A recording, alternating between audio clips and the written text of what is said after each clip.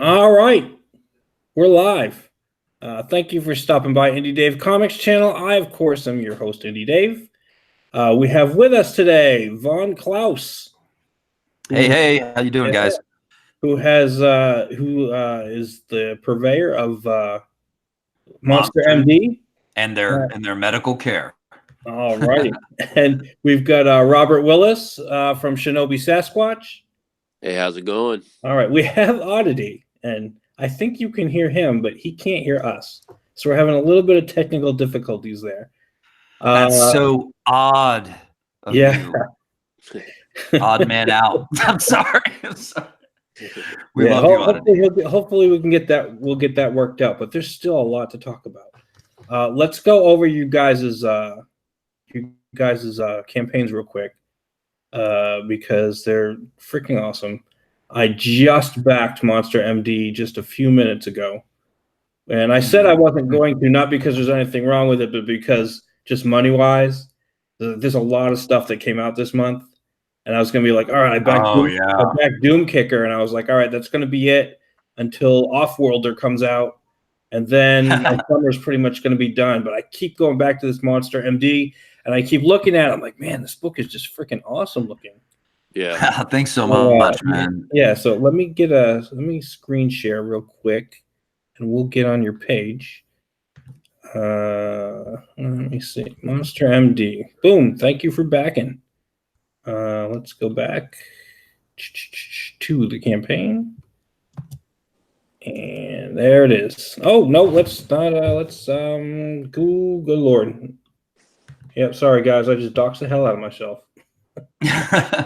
All right, let's go back to this. We'll go back to the campaigns. Hopefully, nobody was watching yet. All right, so let's see. We're on to Monster MD, and there it is. You know what? I'm going to have to totally delete the beginning of this. Edit this when we I think so. Yeah, I think YouTube makes it easy to edit your own stuff through there. Yeah, I'll set it to private and edit it and put it back up later. But as of right now, here we are, Monster MD. Let's see. Evil needs a checkup. Dr. Black's and invisible assistant Heidi's misadventures in monster mending. Tell us about Monster MD. Monster MD is a story that I've been working on for years about an underground doctor of the local monsters who wants out, but he discovers that the masked kind of madman who cut off his arm and ruined his medical career, because he was an upcoming prodigal surgeon, doing really well in med school back in the day and kind of breaking all the rules too. He finds out that this guy is out there now killing and eating monsters. And he doesn't know if he wants to, he already wants out. He wants to give up on the monsters, but man, until he loses Heidi, and then Heidi makes it so that he wants to step up. Oh, hey. Did Oddity make it in? Can people finally hear me? Let me get my ugly face off this real quick. Oh, shit. We can hear you. Oh, What's up, buddy? I had to get on my iPad and pull it off because my stupid desktop is being a fucking bitch right now. All right, so Sweens is finally here. Yeah. Cool. Alrighty, outstanding. So we got a show. Welcome.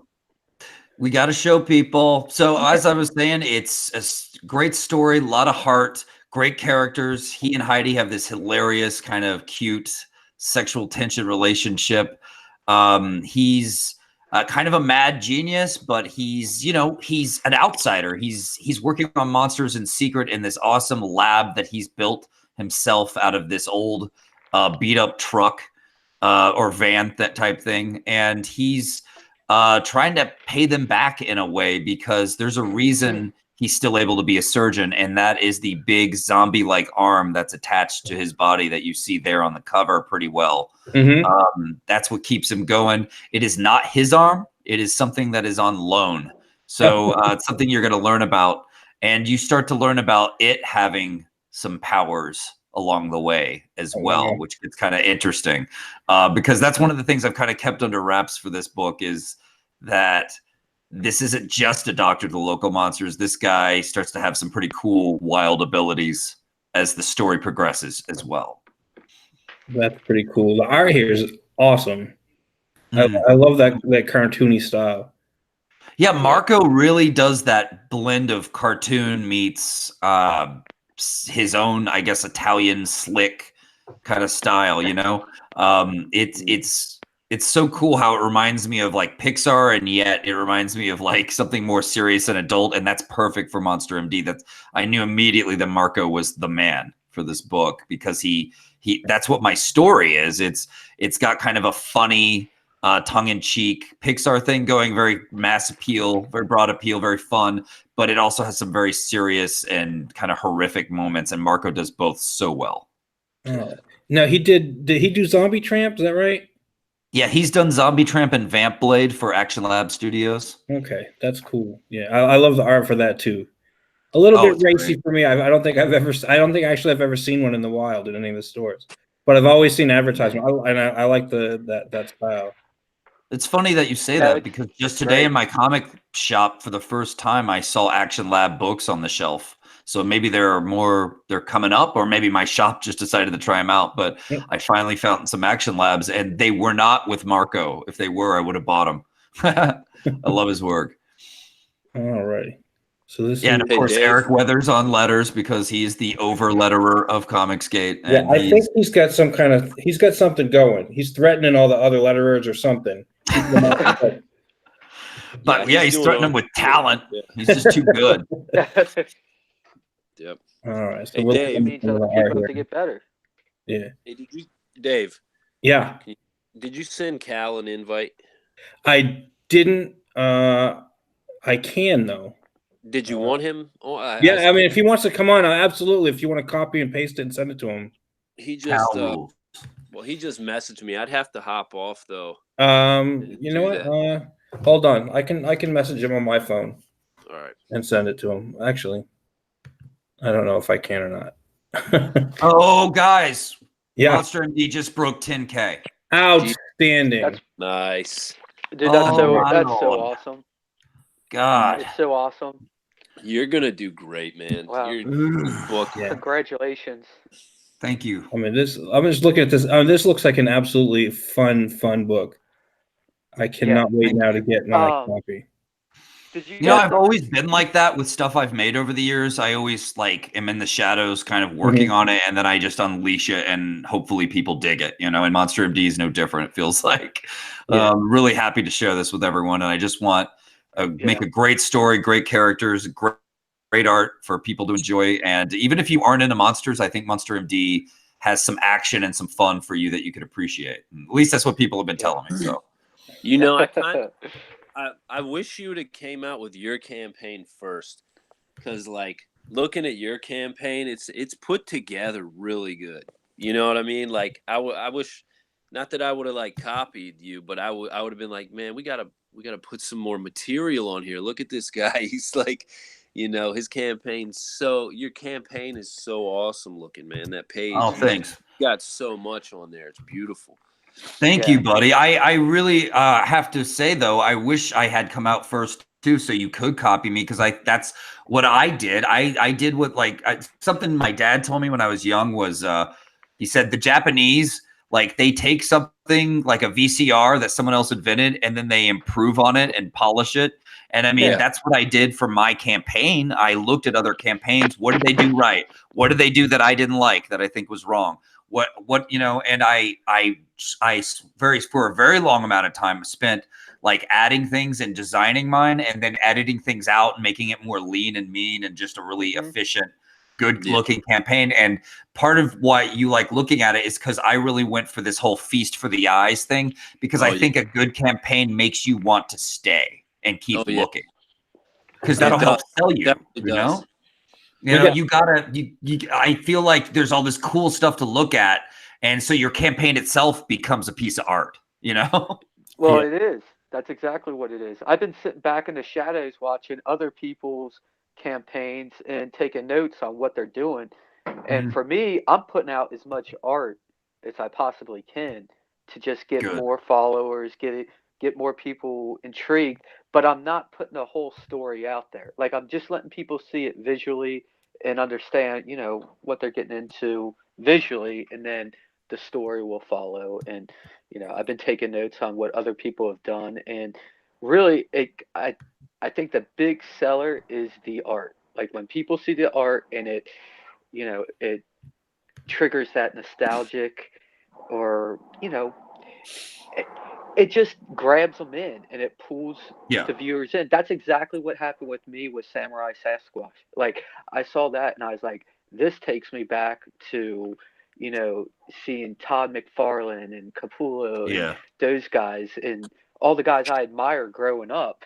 And I was like, I'm set. Like I couldn't care if the story completely sucked. Like I'm in it for the art. I'm an artist, so that's kind of like what I Yeah. gravitate towards. But Yeah. the story, from what Yeah. I've seen, is awesome as well. So Thanks. you know. I wanted to create not just good art and story. I wanted to create a product that has mass appeal and feels like a good deal for what you get. So that's part of why my story is a fully contained, no cliffhanger story.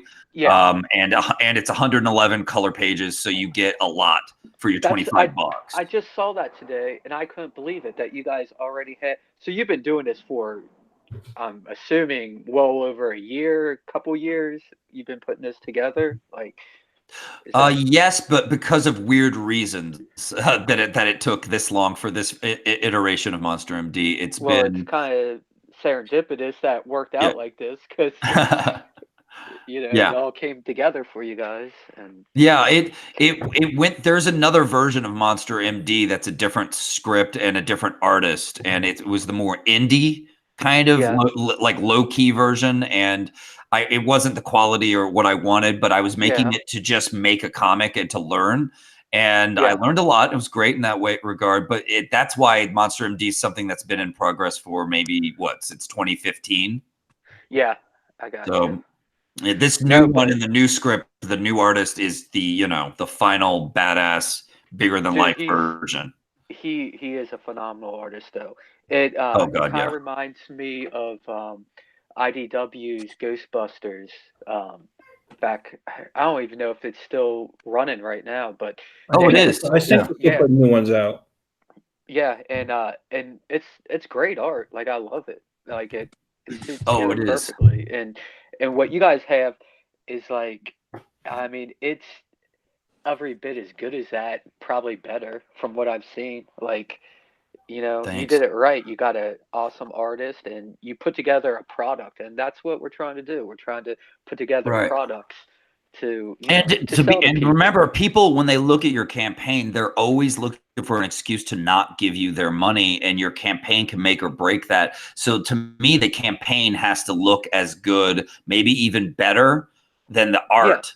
Like it needs to look like a professional team put this together, even though it was all me. And it needs to look like you could take your book that's not the highest quality, but present it as if it is the highest quality. Like you're some sort of comic book pro badass, and people will respond to that attitude. Yeah. And I just did a YouTube video on this because I got so excited after we did well yesterday, and I put it out where I talk about this because I think the attitude and the presenting yourself as if you're at the top, as long as you don't overdo it, don't get arrogant with it or anything, can really help people respond to wanting to buy your product and think that can be the difference between them purchasing or not.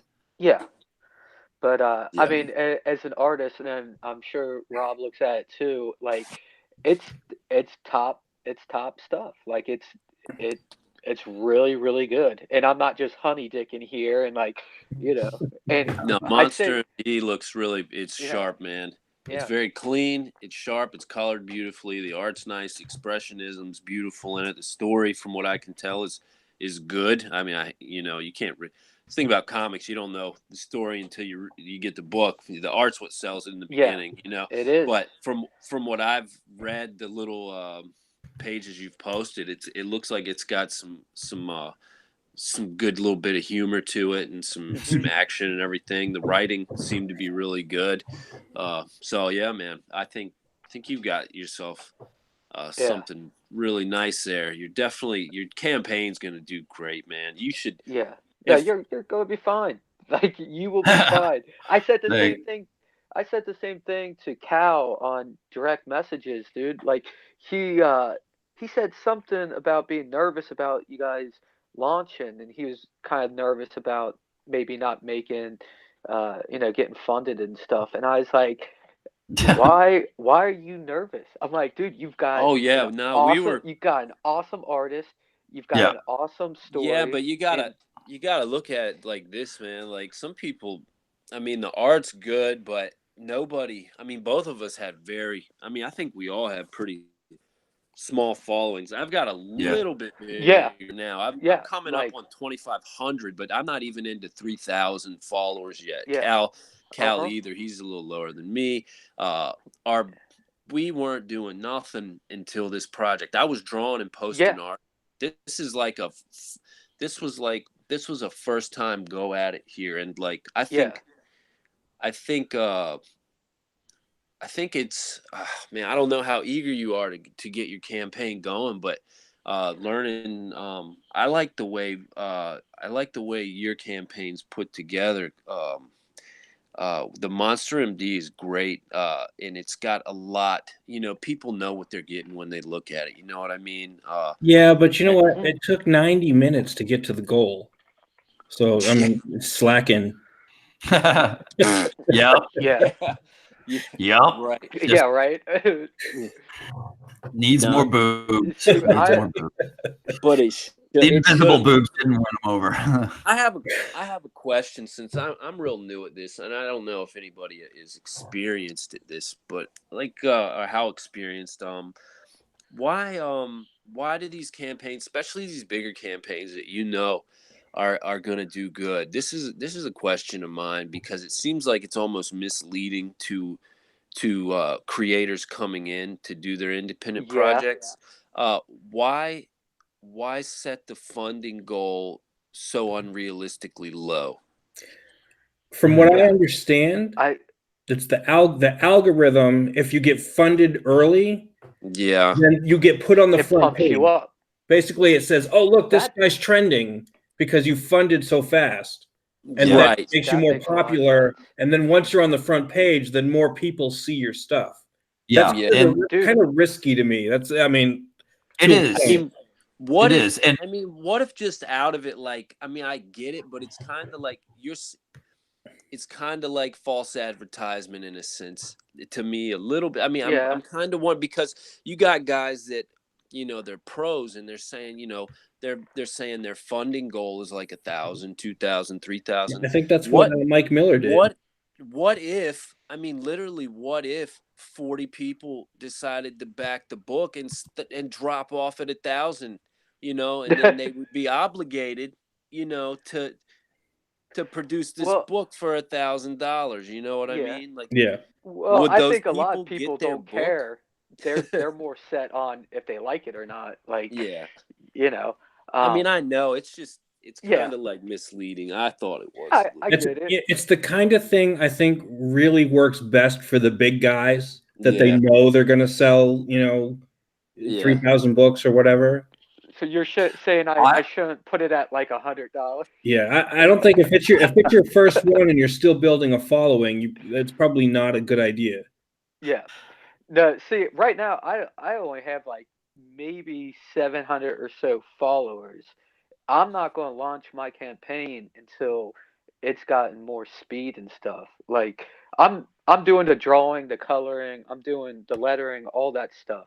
Like I I went to school for graphic design and illustration and all that stuff, and I'm just doing it all on my own. It's taking every every bit of time that I'm not with my family or working, like I'm putting towards this book.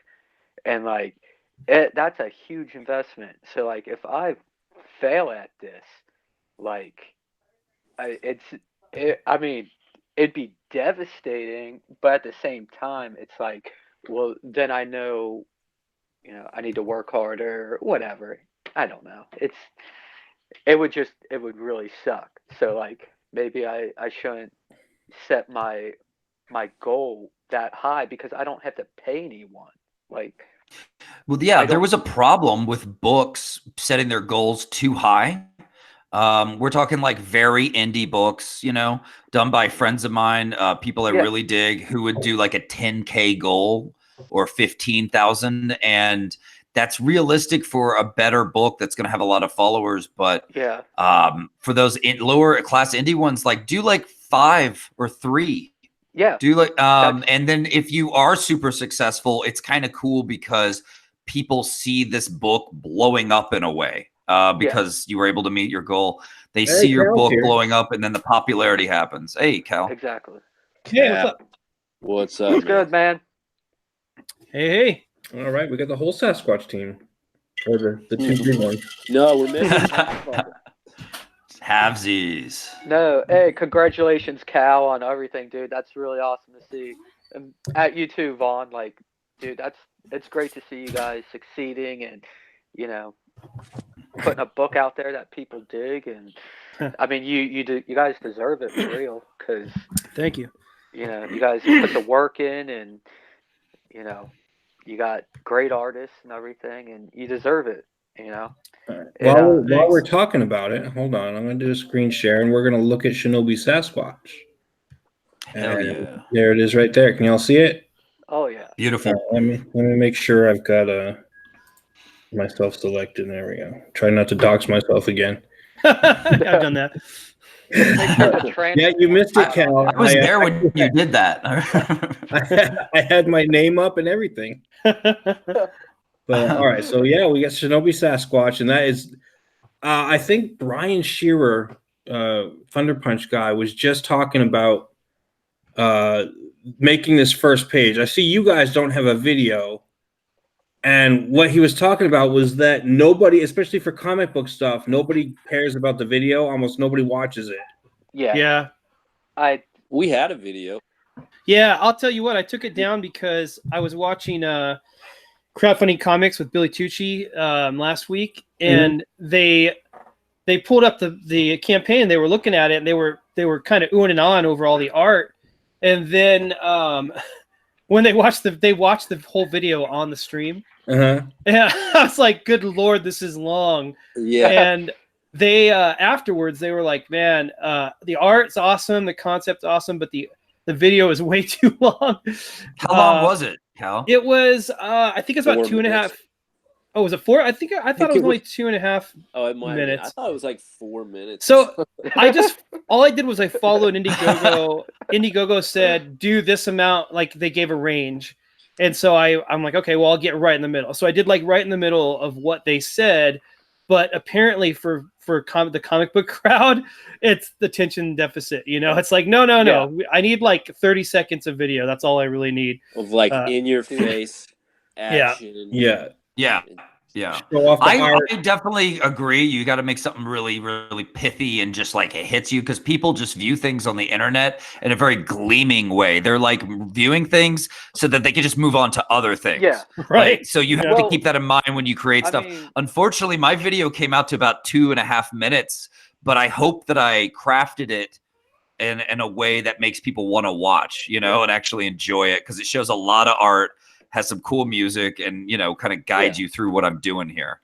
I mean, when you buy a comic at the shop, especially like, you know, when you're younger and stuff, you would gravitate towards the cover and you'd be like, that's sweet. And then you open it up and the art inside some, you know, is okay, whatever. But the cover is like what you gravitate towards. Now with this, you get to scroll through and see more of the art inside, and you know that's a huge selling point as well. But you know, when you go on to the Indiegogo and you see this awesome cover that you guys did, like right off the bat, I'm like, I'm putting money towards that. And these, I mean, it is different than being in a comic book store, because you're not just paying, you know, $4 for a book, whatever, or $3. You're putting usually probably $20 towards a book, and you know you want to get your money's worth. But I'd pay $20 just for the cover of Samurai Sasquatch to put up on my wall. Like in the 90s, man, like you'd pick up a comic book because of the cover and the artist. You know, as long as they kept the artist, the inside would match, and that's what we're trying to do. We're trying to have the inside match the outside, so you're not just buying it for the cover. And dude, I see that with your art too, because like every piece, every panel you do is like super labor intensive. Like, oh yeah, it's, I mean, I can only imagine how many hours with traditional art that you're putting into each panel. But I know you're not just throwing down lines and like, you know, you're doing it for a passion. Like, you're not doing it just to, you know, get a book out there and make a deadline. Like, you're making a statement with your art in every panel that you do. I'm trying not to be like, I'm trying not to rush it just to get. I'm trying not to look at it like you said, it's a passion, not just a job. You know what I mean? Exactly. So that's what I'm trying to do. But I want people to have something that they really want to look at. You know what I mean? And they, you know, they want to read it as bad as they want to look at it. They want to look at it as bad as they want to read it. And they want to pick it up again later. You know? Exactly. Study it. Oh no, dude! I from the moment I saw your work on Twitter, I was like, oh, if this dude gets if he gets into a book, like, he's going to murder it. What I'm hoping is like I can put something together that does the same thing for other comic kids as comics did for me when I was younger, which is those who when I was just really wanting to get into like drawing comics when I was younger, I would pick up a book and I would study it. You know, I would look at the techniques and the art and the just everything about it. You know, and I would try and figure out how they did it. You know, and that's what I want to do. I want to give people something to look at where they can be like, oh, you know, this is interesting. That's exactly how I started. Like, you know, just looking at other artists. One of my worst moments though was recently, and I found some old. It's not really that bad of a moment, but I found some old sketchbooks from when I was real young, and I looked at it and I was like, holy shit! Like, I was studying Rob Liefeld, like his anatomy and stuff. Like, it was so obvious. I was like, oh my god, it's just tits and a thin waist. Like, he's great at dynamics, but terrible. Oh, he is.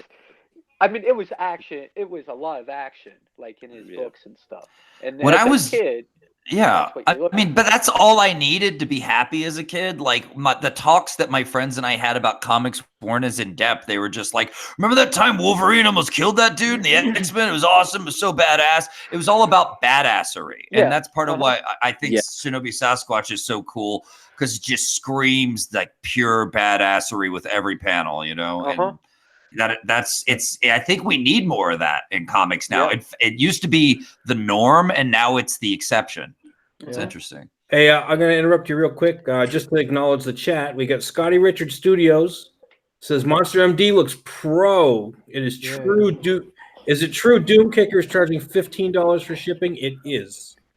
It seems like a lot for domestic. That is a lot. We got Master Guns in the chat. He says, hail everyone. Sweens is right about the art. He also says Monster MD looks crazy cool. Edwin the Ace Acevedo says, hail Sweens. Hail again. Yeah, Master Guns again says, hail Shinobi Sasquatch. Fear the mid-tarsal. And Demented for Fun says, I fear no tarsal.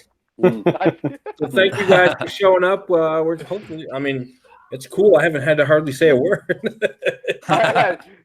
Well, yeah, I mean, you got a bunch of nerds in here that are passionate about deal with this.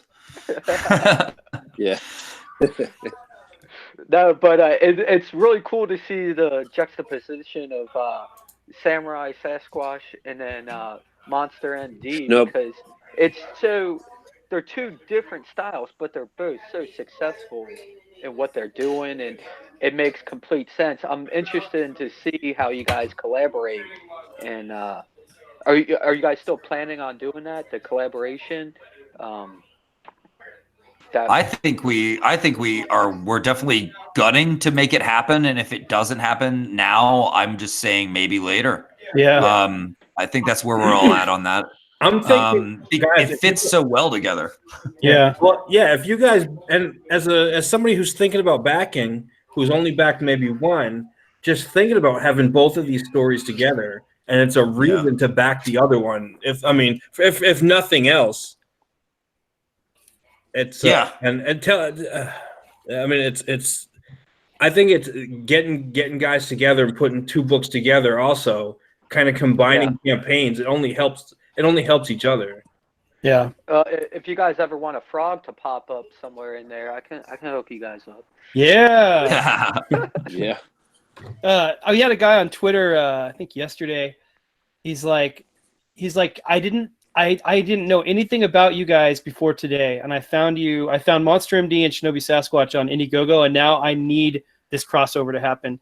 I mean, this is the guy who he was using the Explore feature or whatever on Indiegogo. He found both of us. Yeah. And now he needs not only both books, but he needs that crossover to happen. And I think he backed us at the $45 or the $60 level. Nice. That's and that's both of these campaigns, they look so different, but they're in the same vein. They're going to attract the same people, and I think Oddity too is in that same vein, that kind of weird world. Like, this is your world, but it's not exactly like your world, you know? Yeah, it's kind of like a alternate universe of our reality. Like, it's not so bizarre. I mean it's not in the realm of reality, but I just like to think it's reality, but it's the underside that we don't see.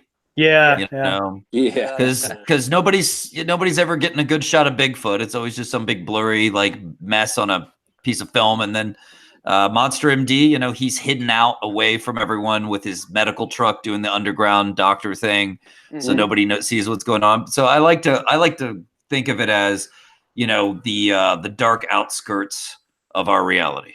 Yeah. No, they're both really awesome. I'll get you MD. I will back you guys.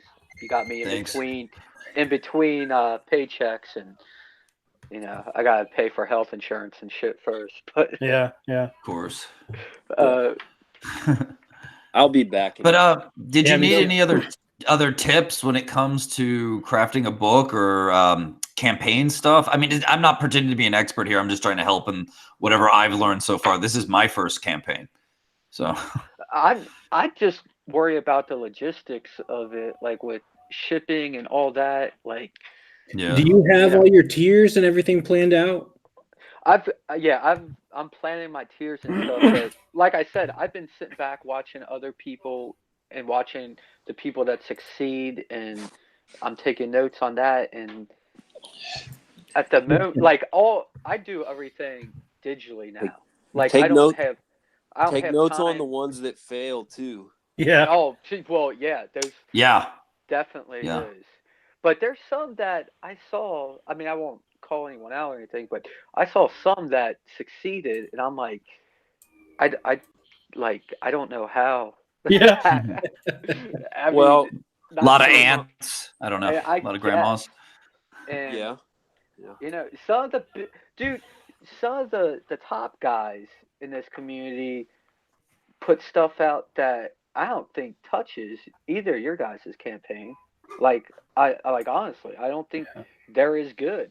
Yeah. And, well, everybody's, some people like different things. You know what I mean? And also, when you've been around for years and years and you've established a following, that helps. And everybody has an acquired taste when it comes to comics. Definitely. Some people like that realism. Some people like the cartoonish. Some people like the muscle bound. Some people, it's just it's an acquired taste, and they've been around long enough to gather up a good group of people who love their work. So they've got some good supporters. So coming in fresh and new, you've got to establish that fan base. And over time, that comes with time. Yeah, it seems like you guys blew up after you launched. Yeah, it seems like all of a sudden, You know, I was talking to Cal on DMs, and he was nervous about it, and I was like, "You guys are good, dude. I'm sure you're going to. I'm sure you're going It to do doesn't just really fine." matter who Yeah. you are. You are nervous when you launch. Oh, dude, like Yeah. Like my I didn't think I was going to be that nervous because I did everything over and over 100 million times and polished this campaign into Yeah. oblivion, and I was still nervous when I launched. You know, for sure. Doug Tenopple of Earthworm Jim fame, nervous when he launched. So I'm sure. it's I'm interesting sure, dude. how that works. It's Yeah. just part of the I wasn't as like super nervous, but it's just part of doing, like, clicking that button and seeing what happens. You know, it's just inevitable. You're going to be a little nervous about how it's Oh, going to for come sure. out. Yeah. Well, Yeah. as a writer or an artist, like writers, artists, you hear a lot of people say that, you know, we're very insecure too in a way. You know what I mean? Like we don't know. You know, we want people to like us. We want people to like our Yeah. work, but we don't know if they do until they do. You know? Yeah. Yeah. Until they put money towards it. Yeah. We're our own worst critics. Especially with books like ours, man, because we're not doing cape books. We're not tights Yeah. and superhero, which has its own built-in fan base almost. Like people Yeah. just Yeah. are addicted to it out there. And I've seen some of the lamest cape books do really well Yeah. because Yeah. it's a cape book. We broke through that and we're able to produce something more original and just kind of weird but fun, and hopefully still with appeal. That's kind of your key in the end. Does it appeal to people instead of just being different, you know? So Yeah. something to keep in mind. Well, you gotta, like, you guys, both of you guys have tapped into that coolness factor. Because your artwork, especially for Monster MD, your artwork is awesome, and you got a lot of really cool kind of weird images. You got the Invisible Girl, and you got the Doctor, you know, and the idea Monster MD. I mean, a lot of that just kind of goes together. Shinobi Sasquatch. First, the art is just freaking amazing, and then, you know, it's the idea. Suddenly, people start saying like ninja, Sasquatch, werewolf, and it, you know, all that stuff kind of clicks. So I mean, it's you may not get the cape guys, but some of those cape guys are still going to be like, well, that still looks cool. And the artwork is still, you know, it's going that kind of 90s nostalgia thing too. Right. Yeah. It's true. You want to impress them with the art so they show up anyway, you know, and impress them with a story that they can relate to, or at least get interested in, so that they see that there's more to it than just monsters, you know. Monsters to me are just the icing on, you know, your cake. I can't believe how many people told me, like, I don't even like monsters, but I'm going to support your book. I mean, that's what my book is. It's a ton of monsters running around. But it's not. It's got the, you know, the human side. So it's it's interesting. Congrats too, man. You're hanging with the big boys these last couple of days. The ship one, I don't know, whatever the ship one is, and then the Doom. Yeah, you're just a little behind those guys, and they're like the big boys. So and that's got Doug attached to it. Yeah. And, Doug attached to two of them. Right. Yeah. I supported all their books. I love those guys, man. They're awesome. I can't. I look up to them, you know. So it's pretty amazing to be in the same, you know, trying to catch up to these badass campaigns. Yeah, I mean, you're already way ahead of where we were on day 2. So yeah, you're killing it, man. Oh yeah, thanks. I think just studying other campaigns, and like I always open up. This is my little thing. I open up a notepad file and just look and type and start structuring from there, like almost as if it's a story, but it was a campaign. You know what I mean? Like, and it was this whole planned out thing.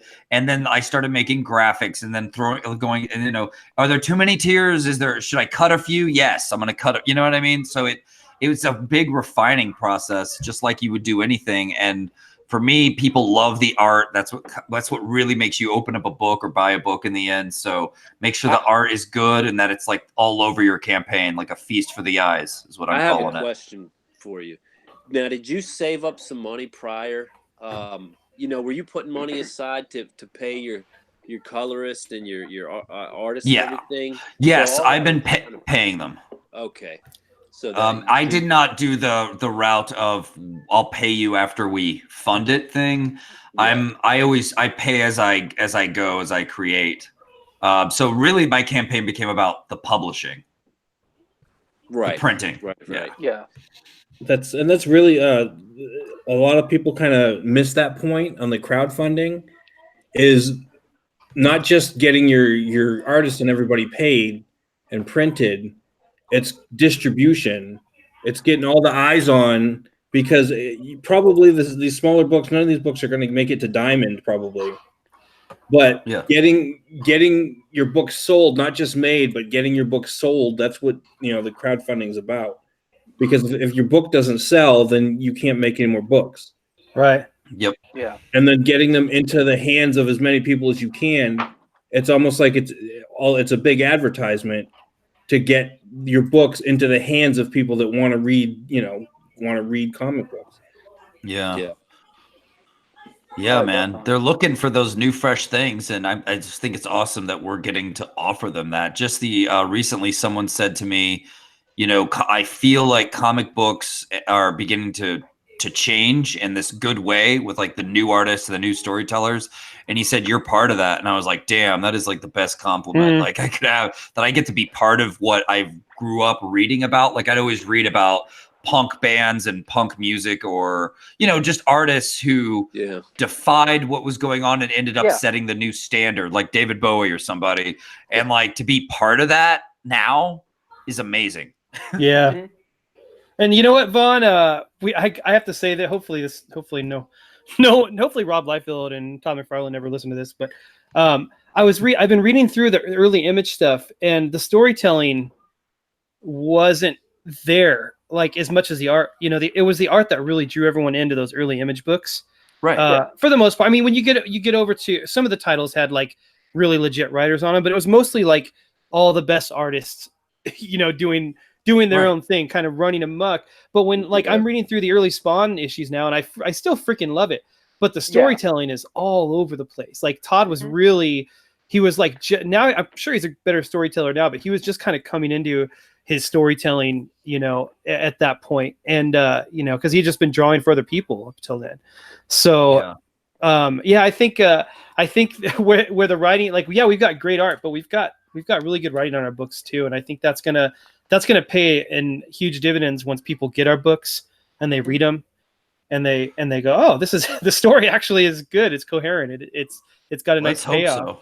Let's hope so. I really went for that. I really have polished the story to hell and back, and I've added and built to it, made it more big and amazing. But I don't know exactly how people are going to react, like what they'll like, what they won't like. Will they think this is cliche? Will they believe that this is, that should have happened or not? Will they really like what I did or not? Will they feel the heartfelt moments or not? Is it going to land? I don't know, but I have a lot of training in it. I've been doing it for years. I'm trying my best. So we'll see. Yeah. I think you're selling yourself short a little bit. I mean, you've done the training, like, the DNA of a good story. So like, even if some moments are corny or some jokes fall flat, your story is still going to be a cohesive, satisfying story because you know how to tell it. Like, the DNA of a good story the same way, Rob knows the actual, physiology of a thing that he's drawing, like he's got his expertise and you have yours. And I have no doubt Monster MD is going to knock people's socks off. And I haven't seen anything. So it looks freaking amazing. I'm going to go to the chat real quick. The Metal is here. And everybody should be like the Metal, because every time he shows up, he likes and subscribes. Nice. So, there you go. Good guy. He resubscribes every time? Every single time. Likes and subscribes. It's funny that you said that, Cal, because I recently decided to experiment with writing a story without worrying about structure too much. And just feeling my way through it. So to see if I can feel when something needs to shift in the story, like what X and Y needs to happen. And it's been kind of interesting. It's kind of like a little workout, but I've been writing a cyberpunk story with this crazy idea of a guy who has no cyberpunk implants in a world of cyberpunk people. Cool. So he's kind of that fish out of water in that regard. But it's, it's definitely something I feel like I know. Yeah. So yeah, I do know it. I wrote this a long time ago and it was kind of meant to be more indie. And so I'm taking something that's indie and making it into something bigger and better and high, as professional as I can make it. So this is kind of new for me in a way. Right. And you do have like just kind of like the same way an artist like looks at reference and for a while, and then at some point they don't have to look at reference as much. I think it's the same thing when you're writing a story, like the DNA of a story. So even if you're writing kind of on the fly, like you're saying, you kind of just off the cuff or whatever, you still have like you said, you're going to get pushed in the right direction by what you're going to add an inciting incident because your mind just knows there needs to be something there to kick off the story. You're going to hit the beats just naturally. Yeah, your instinct. Gotta have those instincts. That's what Stephen King's talking about when he talks about like not outlining. He's not saying don't know what a story looks like. He's saying know what it looks like so well that you don't have to outline. I think he said you have to throw away your first 12 manuscripts or something. Because it's all going to be garbage. But once you have it down, once you've got those story beats locked in, you don't need to outline nearly as much. I'm writing a podcast, like a docudrama, a paranormal podcast right now.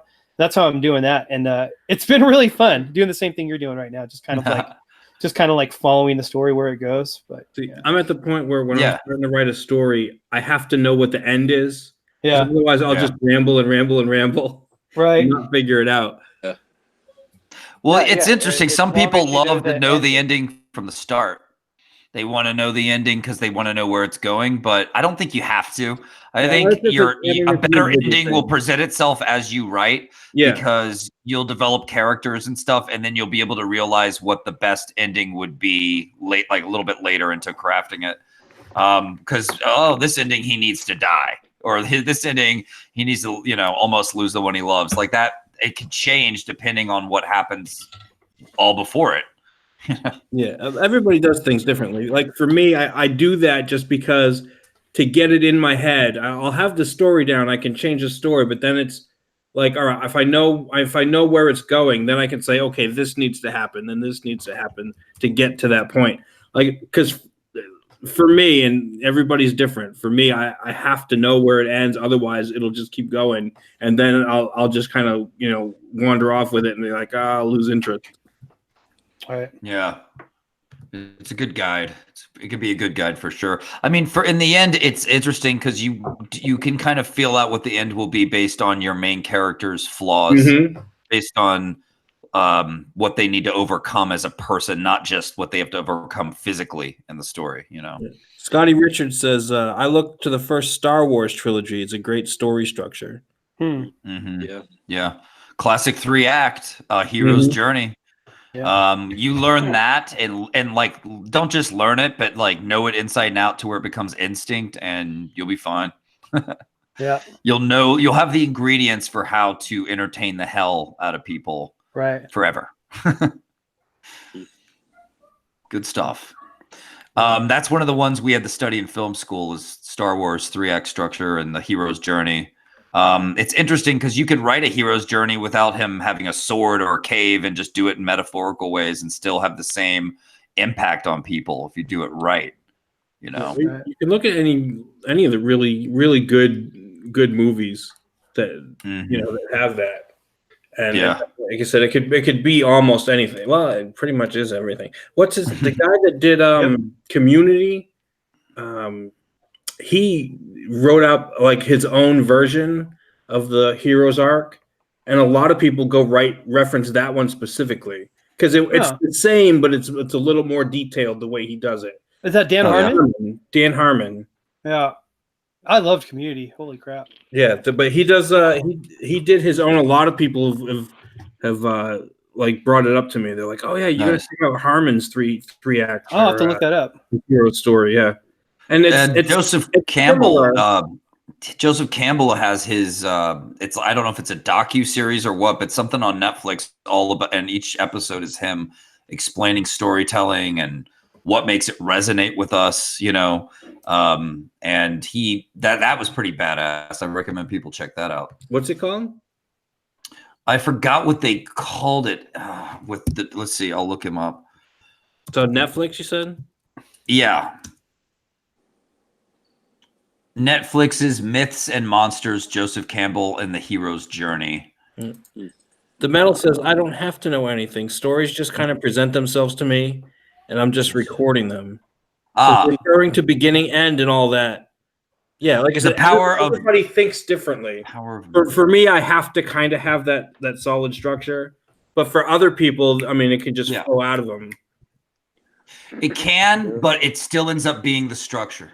Yeah. if it hits at the right points, it ends up being the structure. There's nothing wrong with having a structure. With some people think it's limiting. Mm-hmm. It's really not. Within that structure, there's infinite possibility. Yeah. Yeah.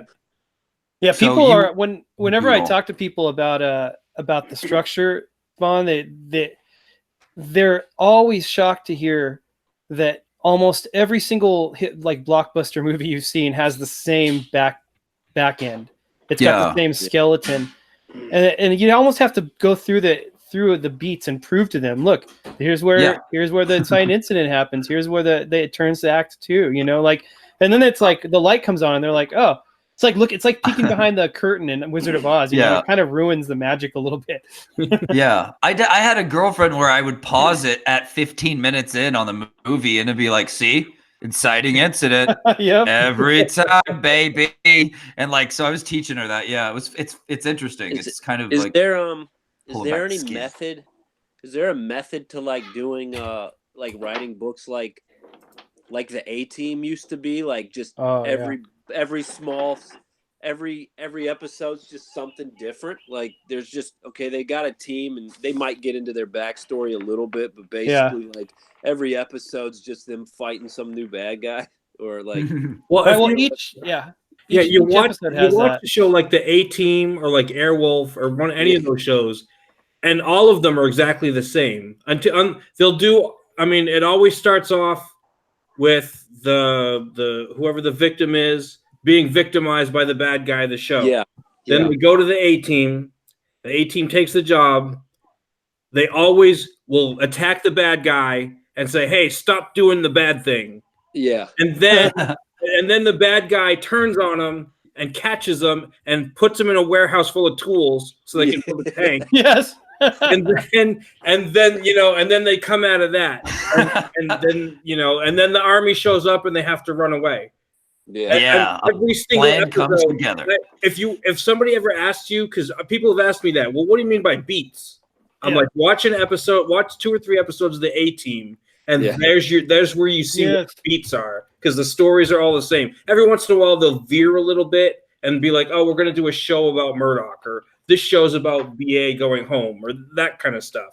Yeah, but that's where when somebody asks me about beats, I'm like, watch like 3 or 4 episodes of the A-Team, and you'll see the beats. You'll be able to look right at them.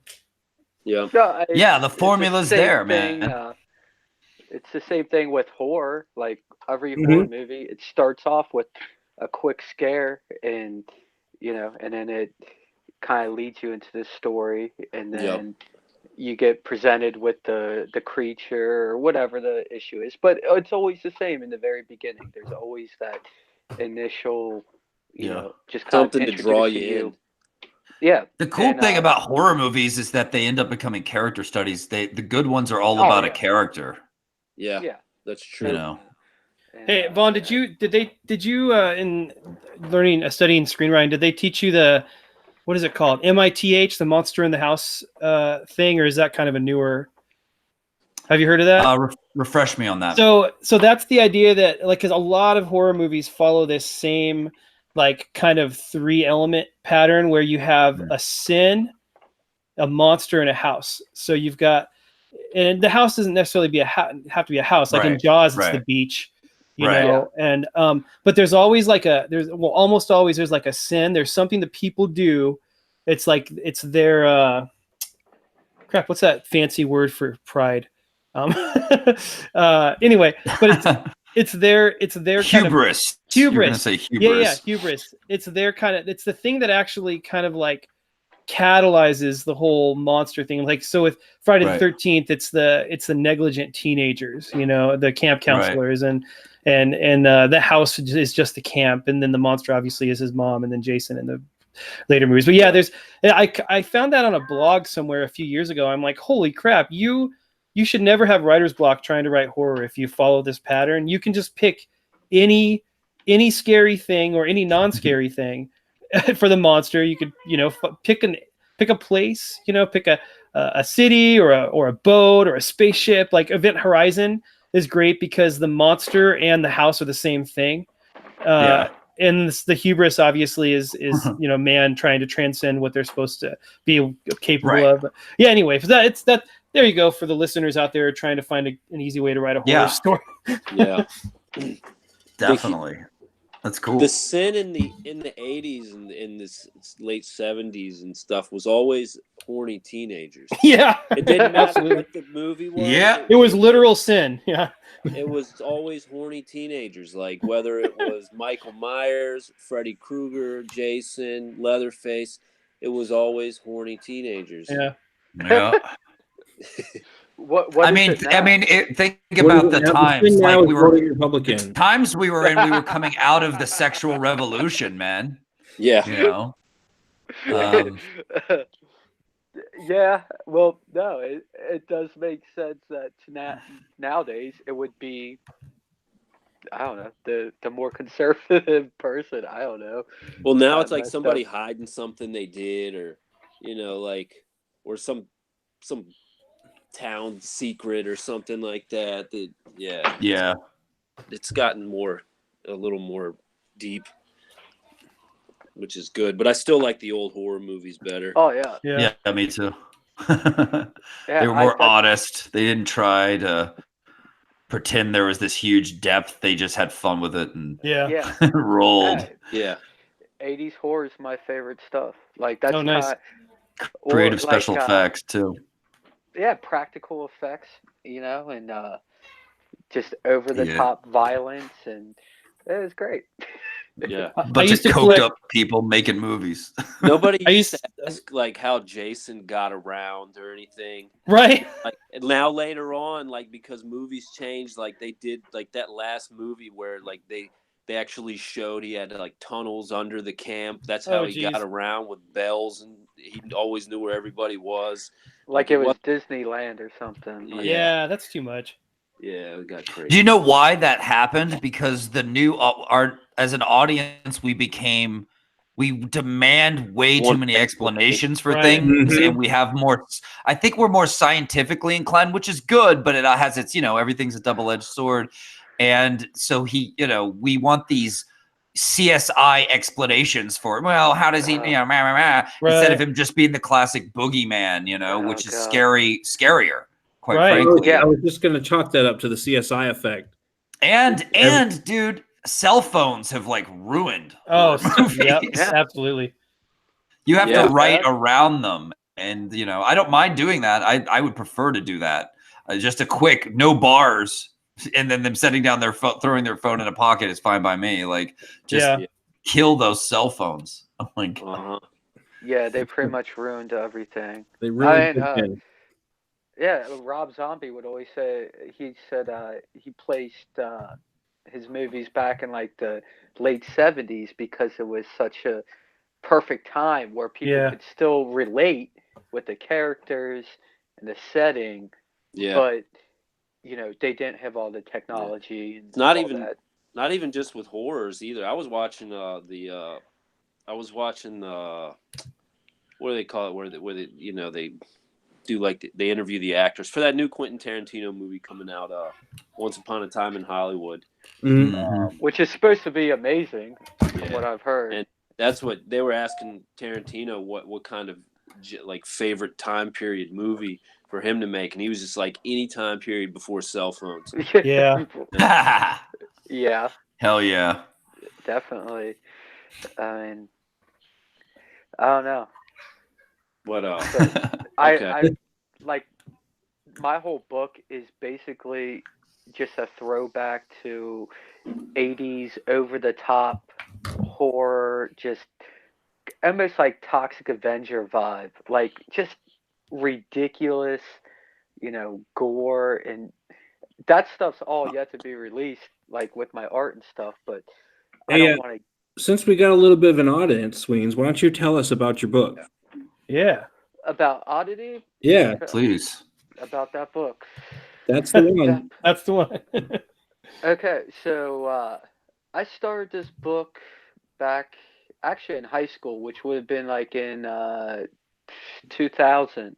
And it started off with just this sketch of this frog creature eating a rabbit. And for some reason, people loved this drawing when I was in high school. They're like, "Oh, whatever." And then throughout the years, I've always messed with this character and built upon him.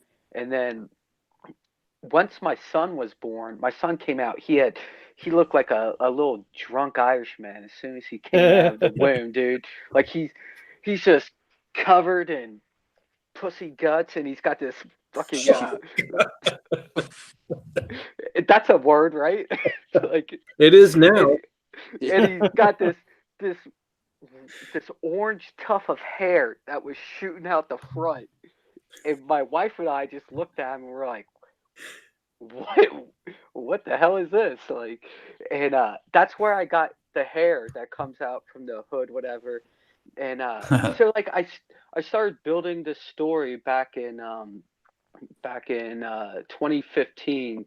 Like I really started getting into the storytelling of it, and it was about this creature that would cause people to hallucinate and change them for the better through the hallucination.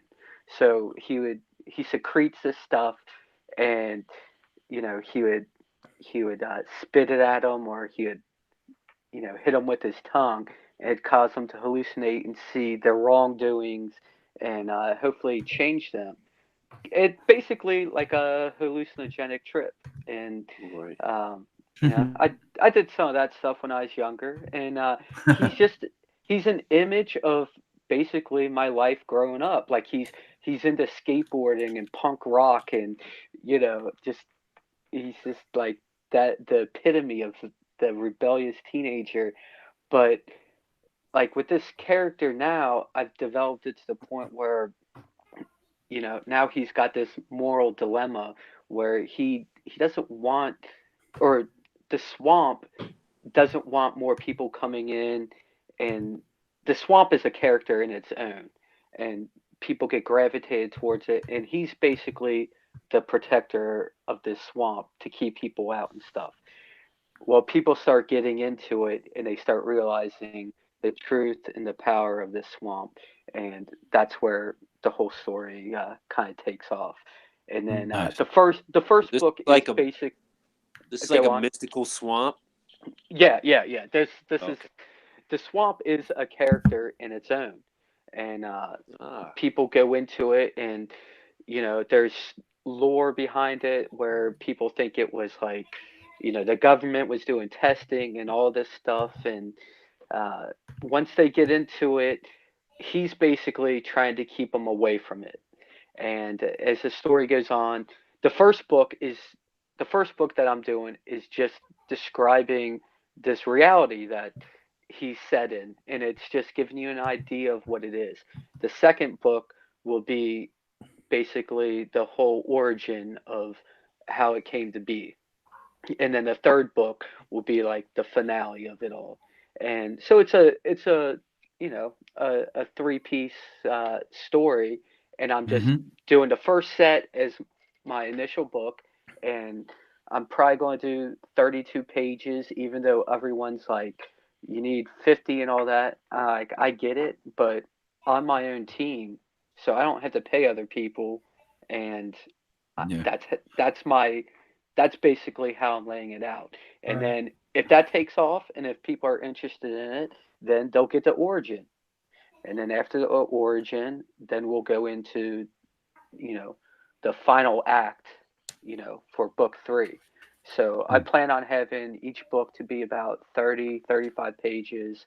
And, that's basically where I'm at with it right now. And, you know, it it kind of like not irritates me, but it's kind of a bummer though because Ethan drops this, Cyber Frog, and it's like this is nothing like Cyber Frog or anything Yeah. like that. Like I always gravitated towards a frog because when I was a kid and I would draw like Spider-Man stuff like that, I was like, what other creature can you throw in these long limb, lengthy poses, these really agile Mhm. and stuff like that? And it's a frog. Like that was always my go-to kind of creature, and I just had an affinity for amphibians or something. I don't know, something stupid like that. But yeah, so I've just built off that, and here I am. I'm like just about 20 pages into the first book, and it takes a long time and everything, and I don't plan on launching my campaign until I've got 3 or 4 pages back because I don't want people waiting. I don't want people wondering if this book's going to come or anything like that. I want people to know exactly what they're getting visually, and then if they're into it, that's awesome, and Yeah. let it go from there. But When it um, comes to your book, you mentioned Toxic Avenger. I would recommend looking up the people who made it, Tromaville, yeah. Tromaville, and like market your book that way. Market Yeah. it as if Troma's marketing your book. Oh, that's a great Yeah. idea. Make it Yeah, like it's, funny and kind of naughty and what are they? They're insane. They're over the top. yeah. Oh, it's absolutely ridiculous. And Make your social media presence as if Troma is marketing Oddity. that makes no, like I'm glad we're having this conversation because it gives me a lot of good ideas, and that's. I mean, I think this is what we should be doing is bouncing ideas, and every time I see you guys post stuff, I am retweeting it, and I think we're kind of in this community where like we need to help each other out because the whole rising tides lift all ships, like Of Yeah. course. and and it's just going to help everyone. And I could see like all these books one day becoming their own, like they're not their own, well, yeah, like their own Marvel or their own DC, or you know something where we're all together and we're creating awesome books, and you know We'll be it's together forever. Fly away in a car. maybe so. Always be But together. How much have you started drawing the book yet? Or are you just doing concepts or He's 20 pages in, he said. oh, you're 20 pages in? yeah, I've Have got you shown off any of your pages? Have you been posting I any artwork? I post Just build the hype. I You got to post start building early, man. Like that's I what post Yep. everything up on my Twitter. I do off like all of my work I do now is on my iPad because I don't have time to, like, I got a 9 to 5 job where I'm a 3D modeler. So I come home, I take care of my kids, do the family thing, and once everyone goes to bed, like, I draw. And when I've got an hour break at lunch, I'm sitting there drawing. And while my daughter's in dance class, I'm drawing, and I do it all on an iPad. Like, all of it is digitally.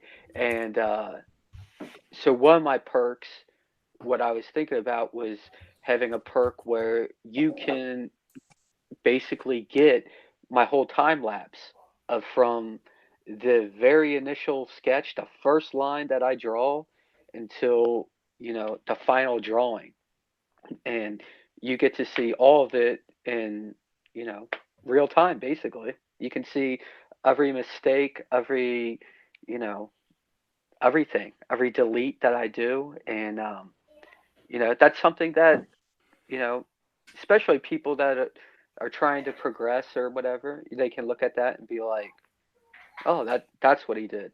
And you can also see how stupid I am. Like, all the No. every little mistake I make. But Yeah. That's cool though. People like that, Yeah. But yeah, it is like I agree with Rob, it's never too early to start promoting and hyping your book. Yeah. Make them salivate, man. People were starting to get Flashy, mad at catchy me. art. Yeah. They were getting mad at me. They were like, "Where is it? Where's Monster MD, man?" yeah, And the other thing is, since you don't really have a date set yet, every once in a while, just do a really cool pinup, and not sort of just something from a story to put up. Yeah. yeah. I've got. I mean, if you go on my Twitter, you will see just. I mean, it's getting to about a year of just artwork of like, just art. I mean, and I'm drawing, I'm coloring it all. So, if you go down my timeline, you can see pretty much everything. But Nice. Twitter's like not the best for visual media though. Like Instagram's awesome for it, but Twitter, it's like, you get thrown down at the bottom of the list of people and they don't see things, or and I'm not the best at like posting things all the time, whatever.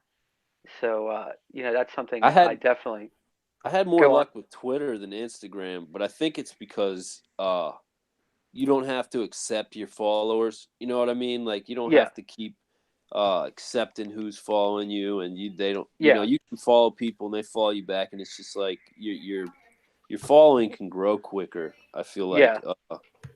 and I had more luck, but I haven't really tapped into Instagram that much either, No, though. Instagram's really good for all visual stuff. I mean, Yeah, you don't have to put a huge message or anything like that, and you just there's a throw it lot up of there. hefty competition on Instagram, though. Oh, Like it's all the it's artwork insane. I see on there is like top notch. Yeah. Yep. Unless you're specifically following somebody, the stuff you see posted from these like World of Pencil and all these art groups is all really top notch stuff. So you got Oh a yeah. lot of competition. Oh, But that's it's good because it pushes you to get Yep. better. You know what I mean? And yeah. the guy who did, what was it, Icarus and the Sun, that book, Yeah. that guy has over 2 million Instagram followers. 2 Yeah. million? He had over It's 2 million. And it was because he drew cute pictures of like popular DC characters and just like regular clothes, hanging out on a couch, making out and stuff. Yeah. like you can't really sit there and like compare yourself on social media, because like there's people that buy followers, and there's pros and cons to that. But Like he was doing his webcomic for years though, I think. yeah, He did. I mean, He showed. he did. It's not like he was an overnight thing. He was doing his He, Yeah. his he webcomic built an for a few audience years. for years, and then he showed them part of the comic, and the comic had such a big response that he finished it and did this full release, and he did really well. Yeah. It was pretty brilliant. He worked for what, DC or something like that, right? Didn't he? I think he has done DC work. I think he has. He got really good. You could, if you go to his Instagram, I watched how like he was a pretty decent artist, but nothing too amazing. And then over time, he formulated this style that was really appealing, and got really good over time. I mean, you can compare it to music too. I mean, like, you can have a phenomenal musician, and if they don't have a gimmick or something that really resonates with people, like, technically they can be phenomenal, but it doesn't mean you're always going to get followers or get people that dig it and stuff. And but you have something that grabs the attention, sets you apart from everybody else. Exactly. And I mean, comic art it's a really tough gig to jump into and get noticed, because I mean, unless you're part of the big two, like it's it's a struggle. Like I think that's really starting to change now, though. I do think it's starting to, especially since a lot of the interior work for Marvel and DC has gone down in quality, especially with Marvel. Like some of the stuff that you see Marvel puts out, you're just like did these people ever draw before? Like, Right. what's going on here? Like, you know, why is the toilet in front of the door of the bathroom? Yes. And the writing too. Did you guys see that panel? Someone posted a page of crap. I don't know. I don't remember if it was Marvel or DC, but it was two. Oh, it's DC because it was Harley Quinn and Poison Ivy talking, and there's just this endless stream of back and forth dialogue, and no one talks like. I mean, it's even more unrealistic than Kevin Smith dialogue. You know, it's just like super. And I love Kevin Smith, but it's like no one talks like that. You know, it's good Lord, it's terrible. I'm just wondering, how do these people have jobs? And then I remember I know why they have jobs, and I won't talk. Yeah. Well, Go ahead.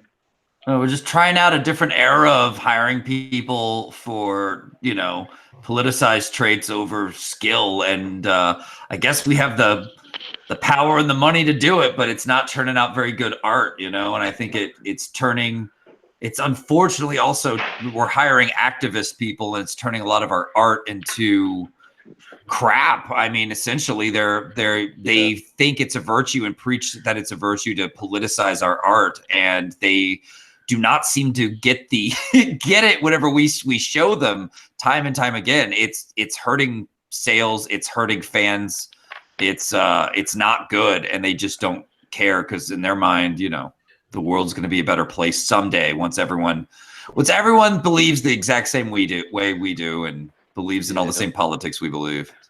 So, it's the era we're in. From the chat, we've got Derricos Galvan, hashtag Team Monster. He also says Oddity looks badass. Hell yeah. Demented for Fun says, I know you were singing a little song earlier. He said he wants a refund now. Monster. Derricos also says hi Cal and hi Vaughn and hi Rob. Hey. Demented for Fun also says that's because they have bloggers writing the books now. Right. Yeah, for the longest time, for like the last, until I found out about Comicsgate and this whole movement, if that's what we want to call it and stuff, like I would sit there and I'd read comics and I'd be like, am I weird? Like, am I yes. Am I the only one that thinks that this is all like the most bizarre shit that's ever been thrown out there? And then well, they're just trying to find a way to push an agenda through anything, I think, nowadays. Like, it's crazy, but I'd rather pick up a comic book and it be terrible writing, but just a complete fantasy story, rather than read about the same politics that I can turn the news on, turn any channel on TV, really, and I see all day, or on social media, anywhere. I mean, it's crammed down your throat all day. Like, why would you want to go buy a comic book and get the same thing that you get everywhere else? Like, you want to buy a comic book to get out of that mind frame for a while.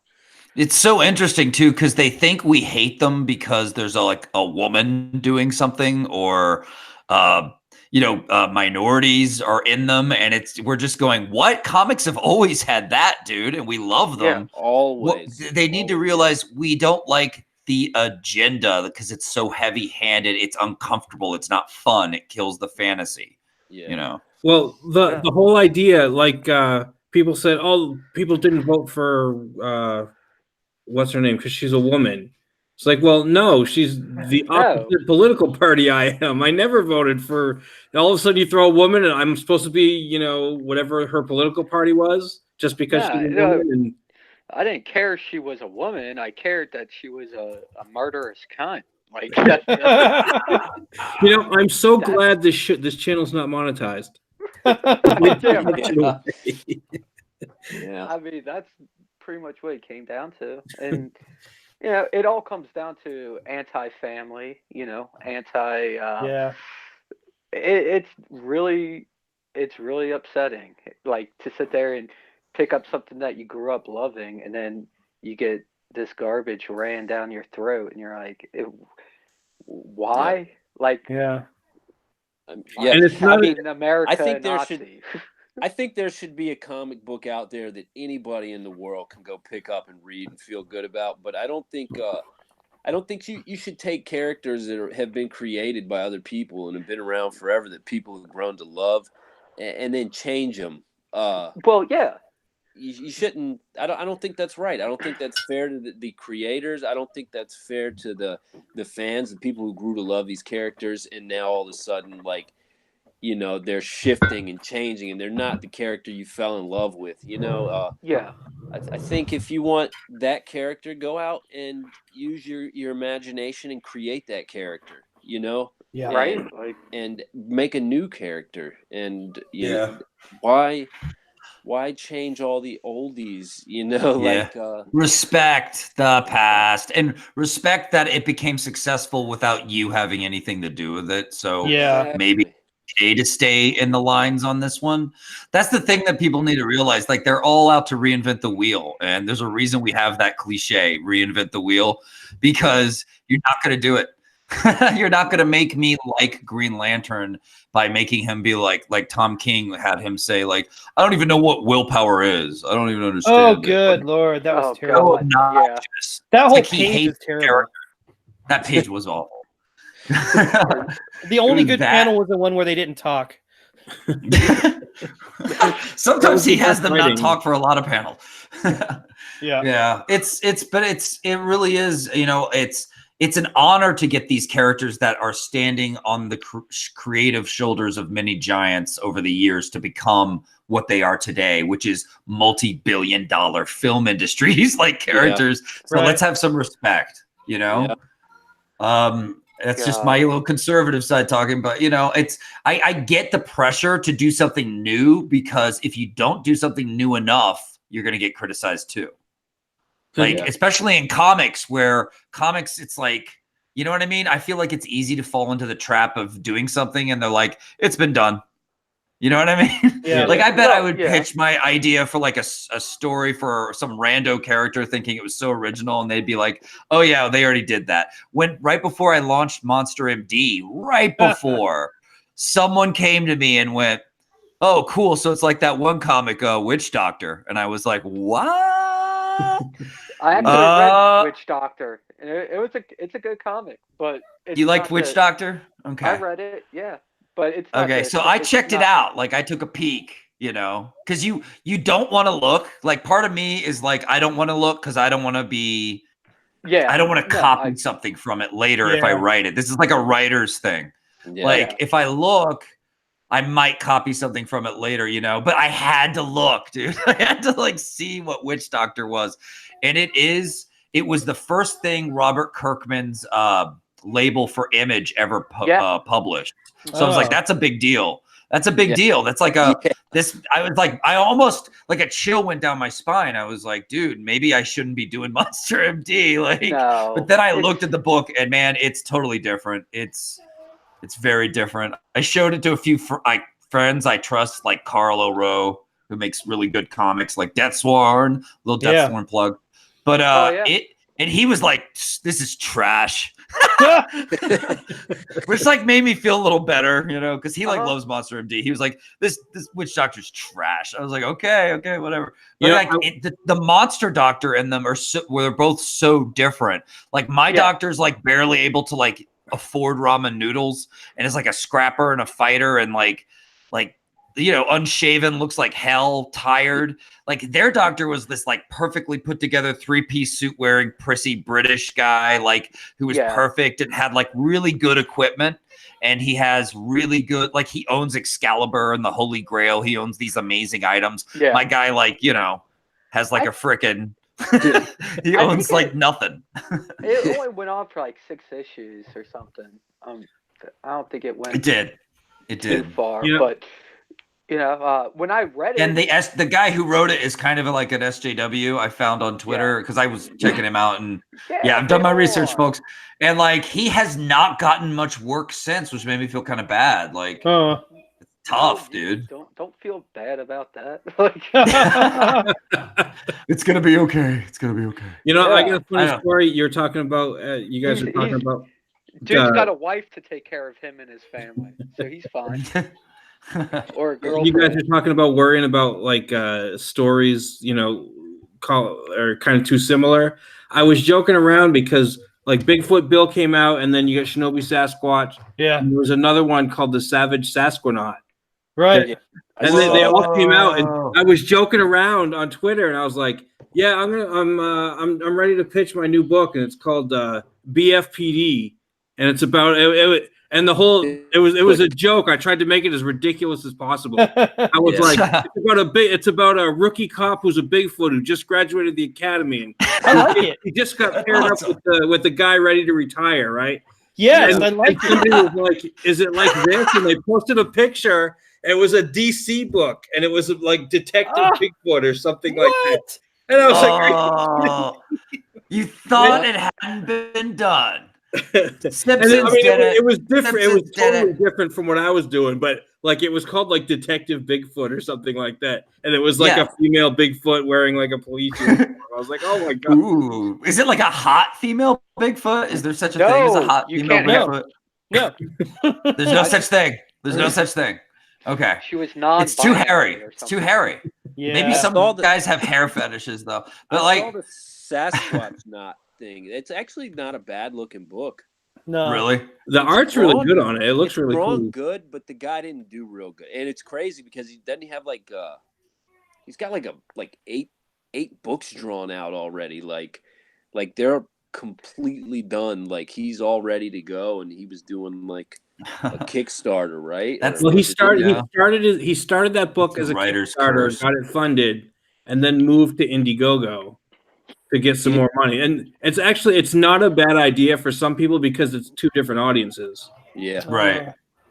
So if you're trying to get a wider audience, that's something to consider with your idea when you're coming up with your idea. Is there an audience already for it? Because that can help. That could help. I think both of us doing monster books with some horror has helped our campaigns. Yeah. Like, Cal, have you talked to any of the horror people at all, Cal? Have I done what? Have you talked to any horror outlets or any horror like lovers at all? I don't. People have said to look them up, and I mean, I'll Google it, and I found like one community, and I tried to join, and like they're it's like the biggest horror community on the web or something, but their CAPTCHA is out of date, so you actually can't join. Because you can't prove you're not a robot or whatever. Do you think they did that on purpose? They're like, this community is done. Yeah, they're like, we have the exact right amount of people. We exclusive. Don't need anymore. They went exclusive. Okay. You send them an email, tell them it's un-American. You can't prove a negative. You can't prove you're not a robot. Right. That's so brilliant. no, I haven't like hit up any other horror outlets or anything.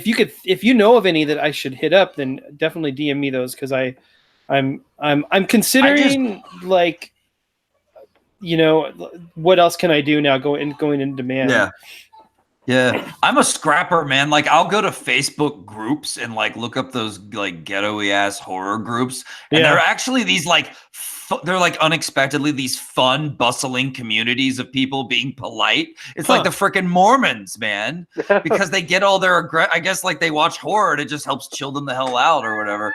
But like, and they're just like, they never attack each other. Anyway, like, but they have these huge audiences. Like they have like 50,000 people will be members of this group. So whenever you post something on the wall after joining the group, like the whole group sees it, you know? Yeah, hit me up with any of those links you can. I found a couple of indie comics ones, and I was really pleasantly surprised. Like I was reading like the laws or whatever if you want to be a part of the group, and they were like, if you have any beef with anyone on here, like if you have if you're offended by anything anyone posts, like keep it to yourself. Don't start fights. You will be banned from this community. This is not about your politics or anything. And I was like, oh yeah, this is this is Comicsgate doctrine they're preaching, and they probably don't know. Yeah. They probably don't even know what that is, because they're what, like I looked on down the whole thread. There was like not a single Comicsgate book on there.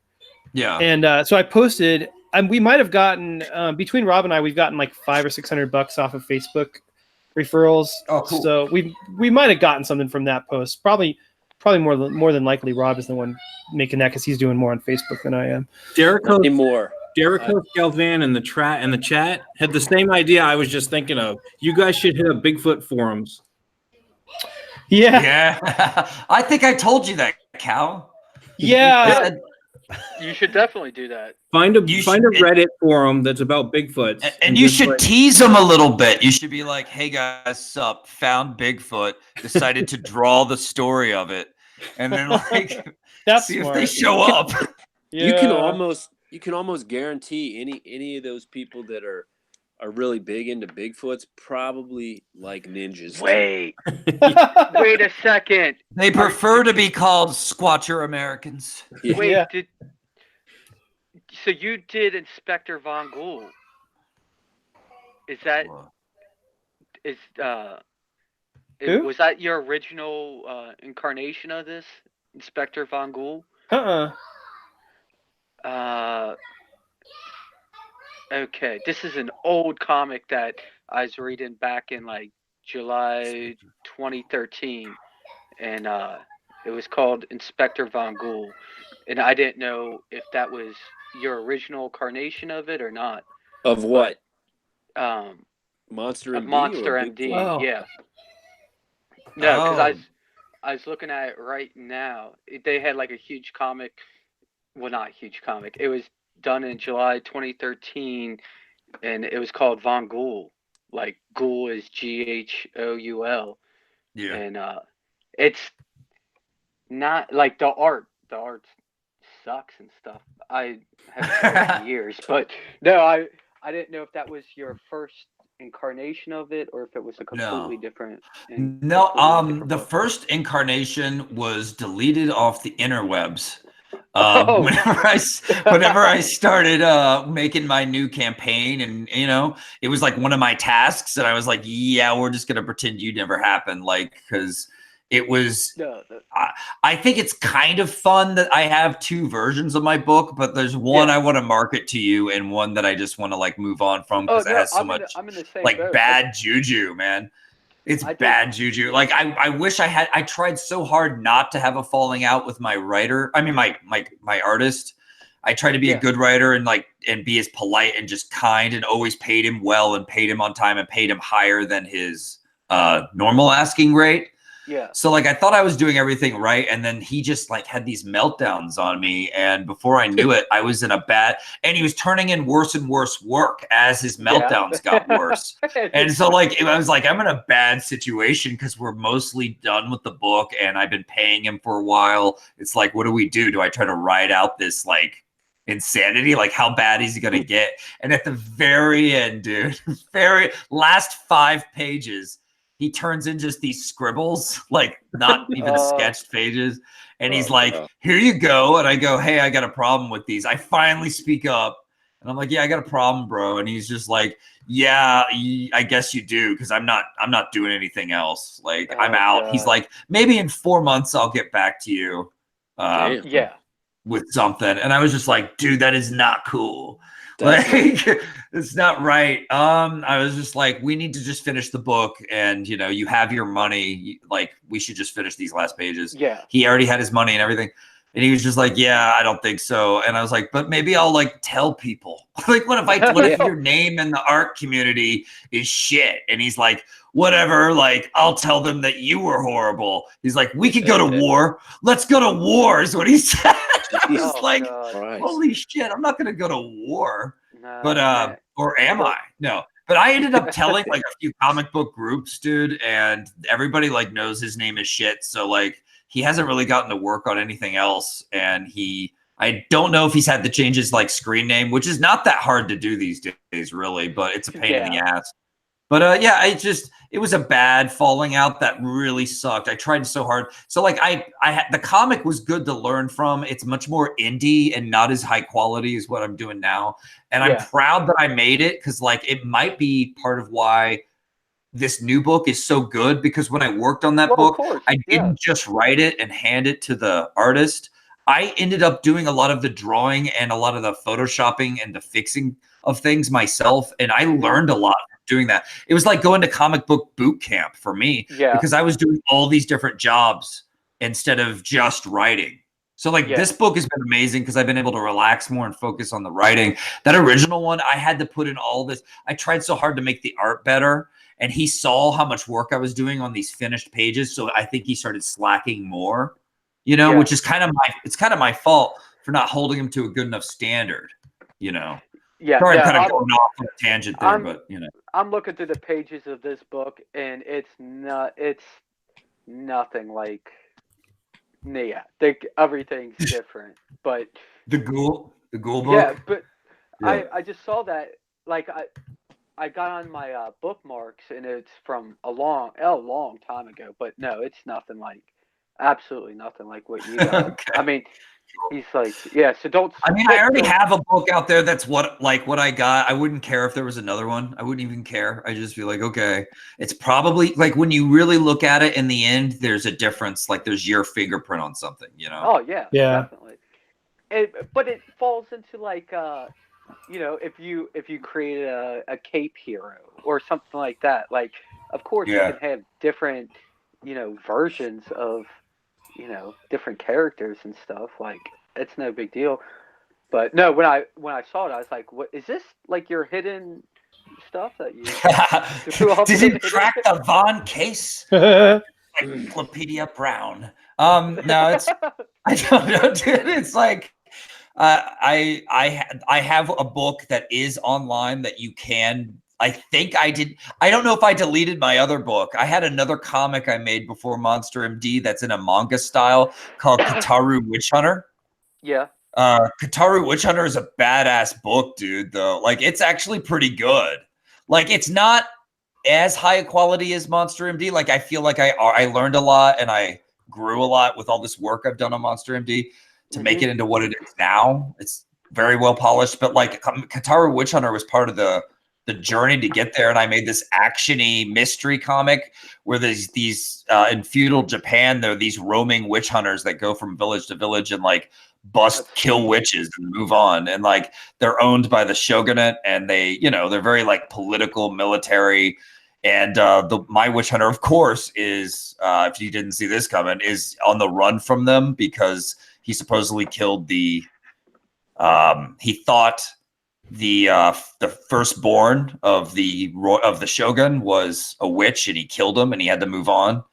And anyway, he's being hunted by his own brother. It's all this like crazy stuff, but it's a fun action-y, you know, kind of manga style book with like high quality colors. Pretty nice. Yeah. No, it sounds sick. Cool. It's cool. His sword is made of the bones of an old witch and it talks to him. That's cool. Oh, yes. And it talks shit to him a lot. And my hero, Kataru, is kind of an alcoholic. And but he's an alcoholic, but he's a badass when it counts type character, you know? Yeah. Yeah, he's got his flaws. Yeah. He's definitely a rugged, and witch hunters are supposed to be like these slick, royal badasses, you know? Like people fear them. And like he's kind of a goofy, he's a little goofy and he's like all downtrodden, he's wearing kind of rags, you know. Yeah. But he still has the witch hunter crest on his back, and that's how people recognize him and go, you know, very Japanese. And people are like, "Oh my God, watch out for that guy!" You know, I think that's actually the opening scene. Like some dude tries to mug him, of course, and he sees he's a witch hunter and makes a run for it. That's pretty sweet. So you've been writing for a while, though, right? Like, yeah. Since I was a kid, had a thing for badass stories. The best times in some of the best times in my life was when I was really little and I would draw with my friends, because we didn't just draw. And as little kids, we didn't realize this. We were storytelling. We would draw a character and then we would make up a story for him and relay it to the other. And that's when you start practicing your storytelling. And that's when it's most raw and fun. And I guess that's what people mean when writers say, I'm going to channel my inner kid. Because like your inner kid knows what's just fun and badass. Yeah. Like I always thought it was dudes on motorcycles with spikes on the wheels and mohawks and machine guns and like all that fun, bombastic, like 80s road warrior stuff was the most badass stuff in my mind. And like that's when you start developing what you like and what you like out of a story too. And it goes from there. And that's probably why some people really get into fantasy and others don't. Not all of us have those badass drawing sessions, creating with your friends that inspire you and that ends up drawing you to that type of life. And that's where, wow, I went really back to the inception, didn't I? But like, that's what I mean, dude. You end up loving telling stories with your friends. And then so you end up loving telling stories just in general in life. And so I was winning like writing contests as a little kid, and that encouraged me to keep, working towards it too. I would write these crazy over the top stories that other kids wouldn't even try to do. I just love fantasy stuff so much. Yeah. But I always wanted to be an artist. A lot of writers in comics are that way. They wanted to be an artist. I think Alan Moore wanted to be an artist. Yeah, he talked about that. And me too.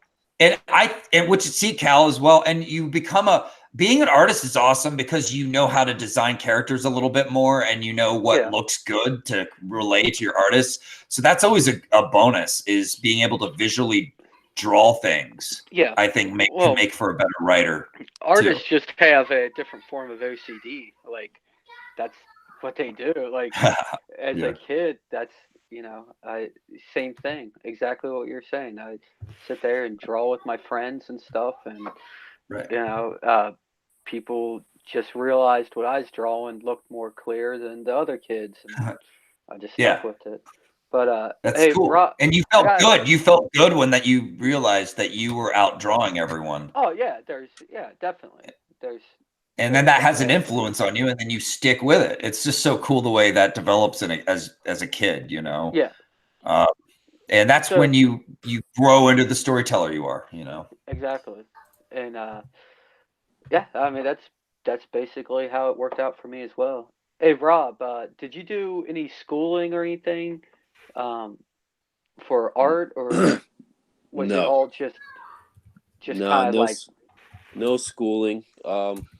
I just I don't know. I never did any schooling. I failed art class, actually. I didn't do any of this. I didn't do any stuff teacher wanted me to do. That's exactly what I was told too. Like my art teacher is like he was like, Sean's the type of student where I tell them to go home and draw a shoe, and he comes in with a decapitated old woman. And you guys, that's how I know you guys are good artists, because you failed your art classes. My favorite artists in life, I look up to see if they failed their art classes. That's awesome. Please, no one make a Hitler reference, okay? That'd be weird. But like, here's the thing: like, I am like you guys. I took life drawing, and I ended up turning in comic books for my final. Yeah. And to show him that I used the life drawing in a way that was unique and not your typical little like sketches on big paper, like I was supposed to. I did comics, and like full comics with like the lettering and the colors. And he was not impressed, and he failed me. No, I've been there, man. When I was a little kid, I'd always draw like skulls with daggers sticking through their heads. I was like 4 or 5 at the time, and it was just always very macabre stuff. And my dad, I'd give them to my dad, and he'd hang them up in his office at work. And he worked at Kenner Toys in Cincinnati at the time. And this one woman saw all these drawings in his office of just skulls with daggers in them and stuff. And she was like, your son drew this? And he's like, yeah, whatever. I hang them up. She's like, I got a friend that's a child psychologist, and I would really like to show these drawings to her. And he was like, go for it. So yeah, she took these drawings from when I was a kid and showed them to this child psychologist, and the psychologist was like, he's a normal boy. Like, he's just a little more descriptive, and and he's drawing, it looks like what he wants it to be, and that was that. But it was just really funny because my dad's super Catholic, and up in his office there'd be like all these prayer cards and stuff, and then there's like skulls with daggers and like bloody sceneries and stuff like that. Supporting his son no matter what. to this day he still does. He's still Good. him and my mom, biggest fans. It's hilarious. That's so Catholic. I think it's normal. I think it's normal for boys to draw crazy stuff, man. I mean, no, boys and girls are the same. The girls, there's no difference. Oh God. Now, I agree, Rob. I would, the more crazy my son draws, the more proud I'm gonna be. Yeah. I'm gonna be like, you've got a real imagination ticking in there, dude. That's what I like to see.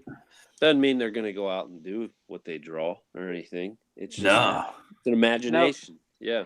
I've yet to stick a dagger in a skull's head, so I think we're good. Yeah. You should that should be your logo, man, for like your comic company. It needs to be a skull with a dagger at its head, like maybe get one of your old drawings, like from when you were a kid, and make that the logo. Because that's where it all began, man. That's where the magic began. The Genesis comics. Your story was freaking me out, dude. I thought you were gonna be like, and the child psychologist saw it and was like, this kid's batshit insane, dude. Yeah. And we're gonna put him in a padded room, and you're like, I learned how to draw on a padded wall. Yes, I learned how to draw on my own fecal matter on a. Oh no! Like, you could have taken me for a ride, dude. I was like, oh no, please don't be hard on this poor kid, Yep, I was just using mud pies to paint pictures on the walls, man. Oh, that's where you designed the first Oddity. Yeah, exactly. That's where it all. In poo, in his own poo. How much more personal does it get, people?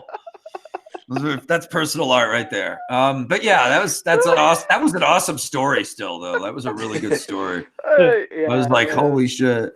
Because I also thought the chick at the toy company was going to be like, we want to make a toy of this shit. No, dude, they were doing at that time it was like, why aren't you a millionaire? Like, Killer made your shit. Shit, dude. So like, my dad worked at Hasbro, and when I was a kid, he would get all the prototypes of the Star Wars characters. So this was early 80s. I was born in 83. So like that's awesome. He brought home, like, I would go down to Kenner and they would give me a shopping cart with my dad, and we'd walk around in each like section of the warehouse. They would just load up the cart with toys. And like, I'd go home with a shit ton of toys. And then when like, my dad hid all these Star Wars characters from me. Like, we had all the originals, we had all the prototypes, all that stuff. And when I was like 8 years old, I found them. And me and my friends, like, we're just some little hood rats at the time. We went out and we had all these toys. We're like, these things are stupid. So we'd grab Black Cat firecrackers and stuff, and we'd blow them up and we'd burn them, and we destroy thousands of dollars worth of Star Wars characters. Like, that is.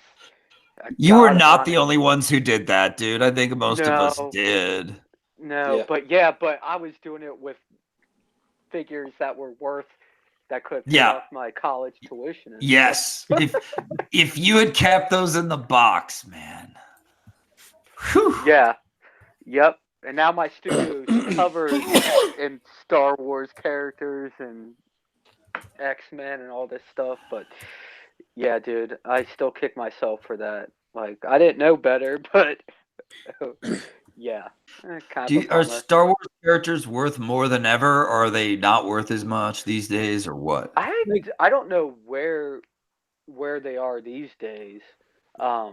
Like my dad on his LinkedIn, he still gets hit up by toy collectors asking if he's got anything left over. I mean, weekly he gets hit up by people, and they're like, "You got anything left over?" And he's like, "Not at all." I mean, he's got a few things, but could you design for their company and draw toys and stuff?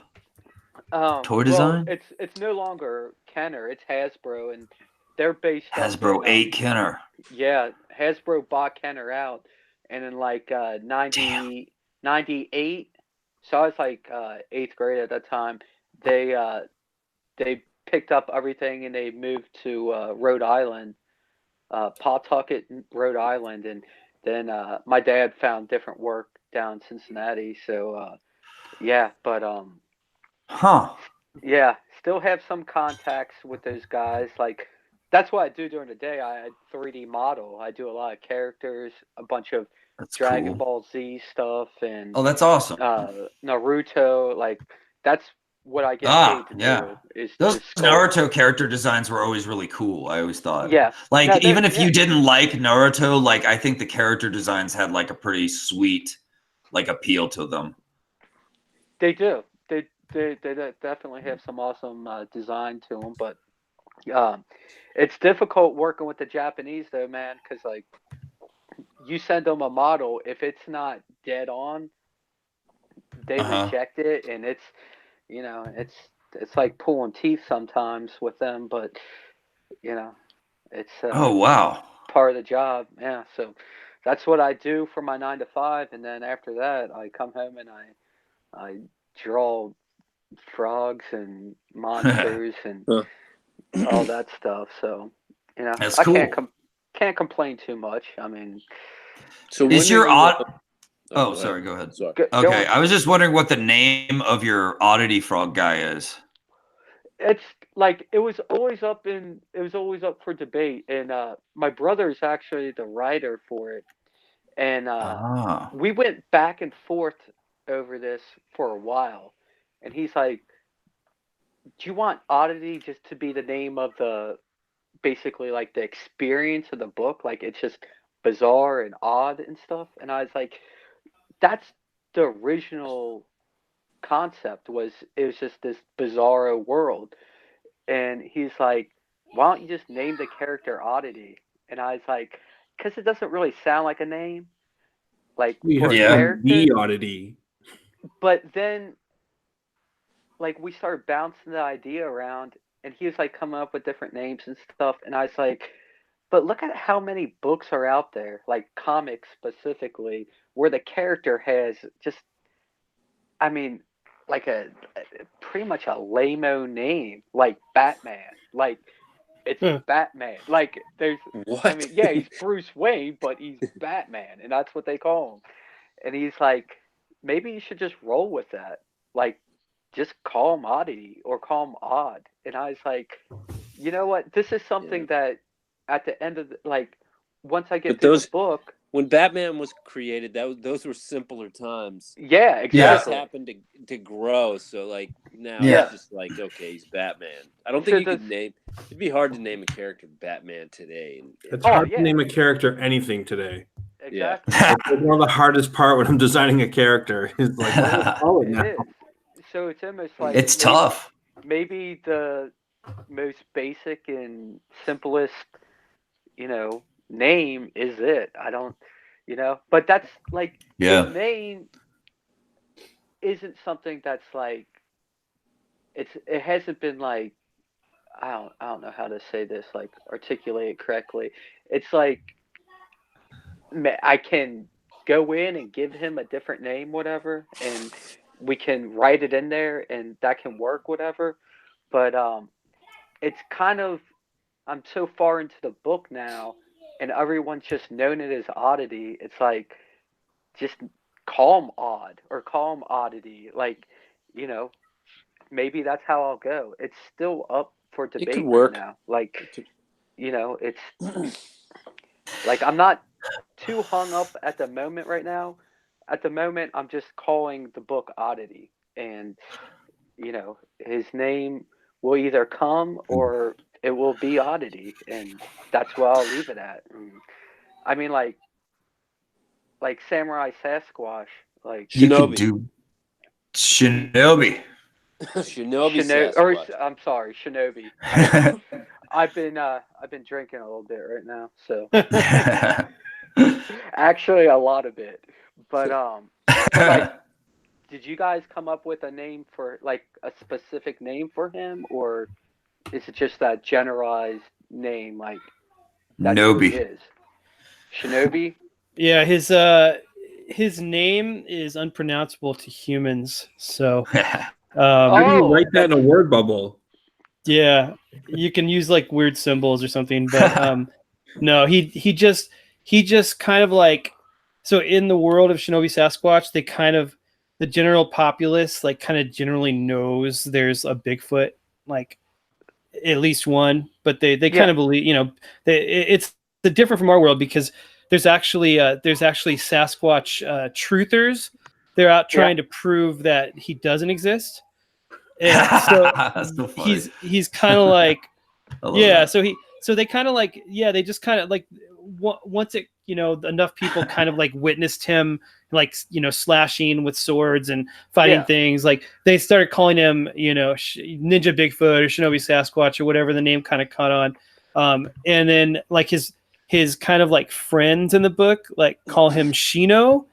Okay. There And you go. he doesn't like it, but that's kind of like, I mean, he's kind of stuck with it because it's, even though it's a fun name, it doesn't roll off the tongue like for everybody. Like I love listening to Edwin Boyette say it because he's like, he always is like Shinobi Sasquatch, and he loves the name, but it is like not, I don't know, it's almost a little tongue twistery.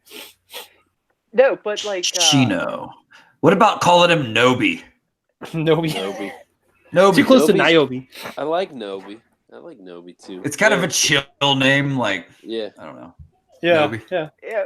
but it's one of those things like you could always go back and write that in there and change. Like it's the name of the character doesn't make or break them. Right. You've got the character developed.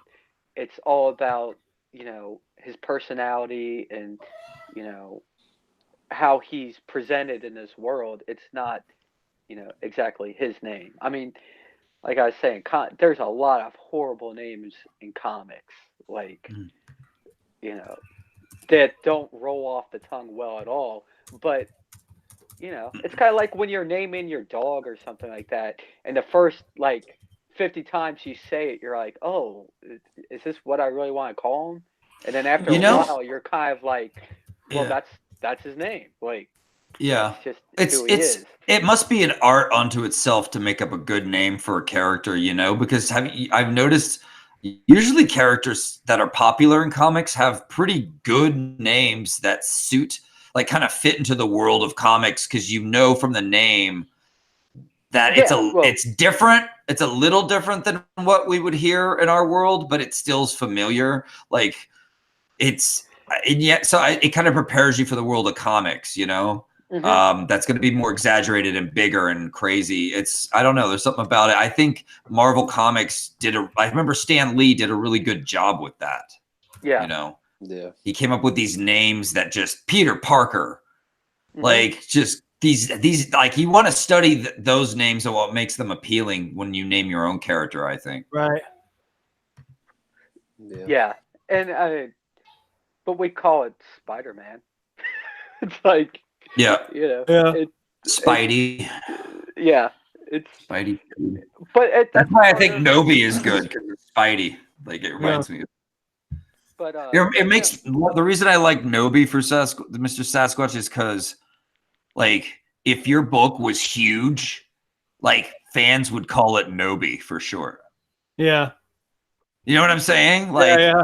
in the editorial letters, they'd be like, "So what's Nobi gonna do next issue or whatever?" Like it'd be, I don't know. Right. Yeah, that's cool. I No, like for it. sure. No, that is cool. And Derek Host Galvan in the chat says you call him Big Blue. Yeah, I've Big been calling Blue. it A lot of Big people Blue call lately. it Big Blue. Yeah. Oh, I like that. I like Big Blue. That's good. It's like a take on because they call Hellboy Big Red. Yeah, that's Yeah. cool. See, And- comic fans can dig that too because they know Hellboy. Right. Yeah.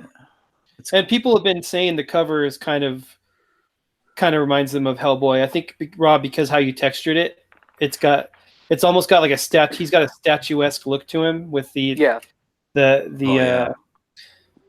look. So when I look at it too, I do think Hellboy. I do think, wow, this Rob would draw mean Hellboy.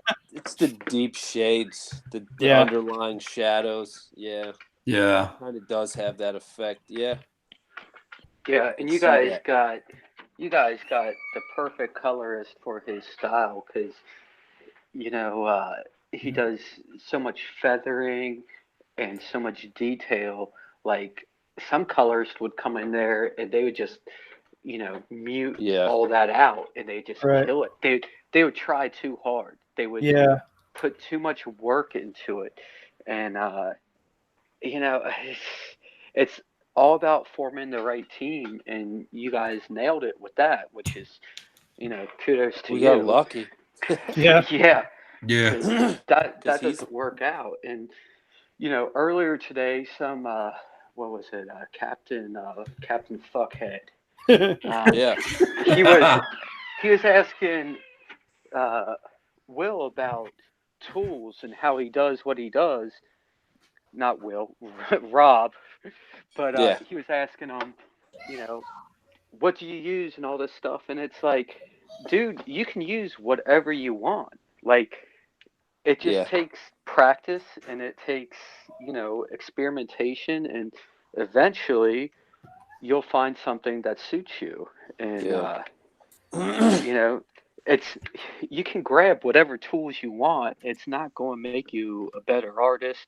It's not going to teach you technique or anything like that. Like, it just comes down to putting the work in and, getting all that bad art out of your system. And, hopefully you can figure it out. It reminds me of putting on Air Jordans and thinking you can dunk. Yeah, right. I remember when I was Exactly. young, we thought, you get those Reebok pumps. Yeah. You Yeah, pump them up and you'll be able to pump 'em up. bounce. Yeah. And then you're like, oh, I'm so light. Like, this sucks.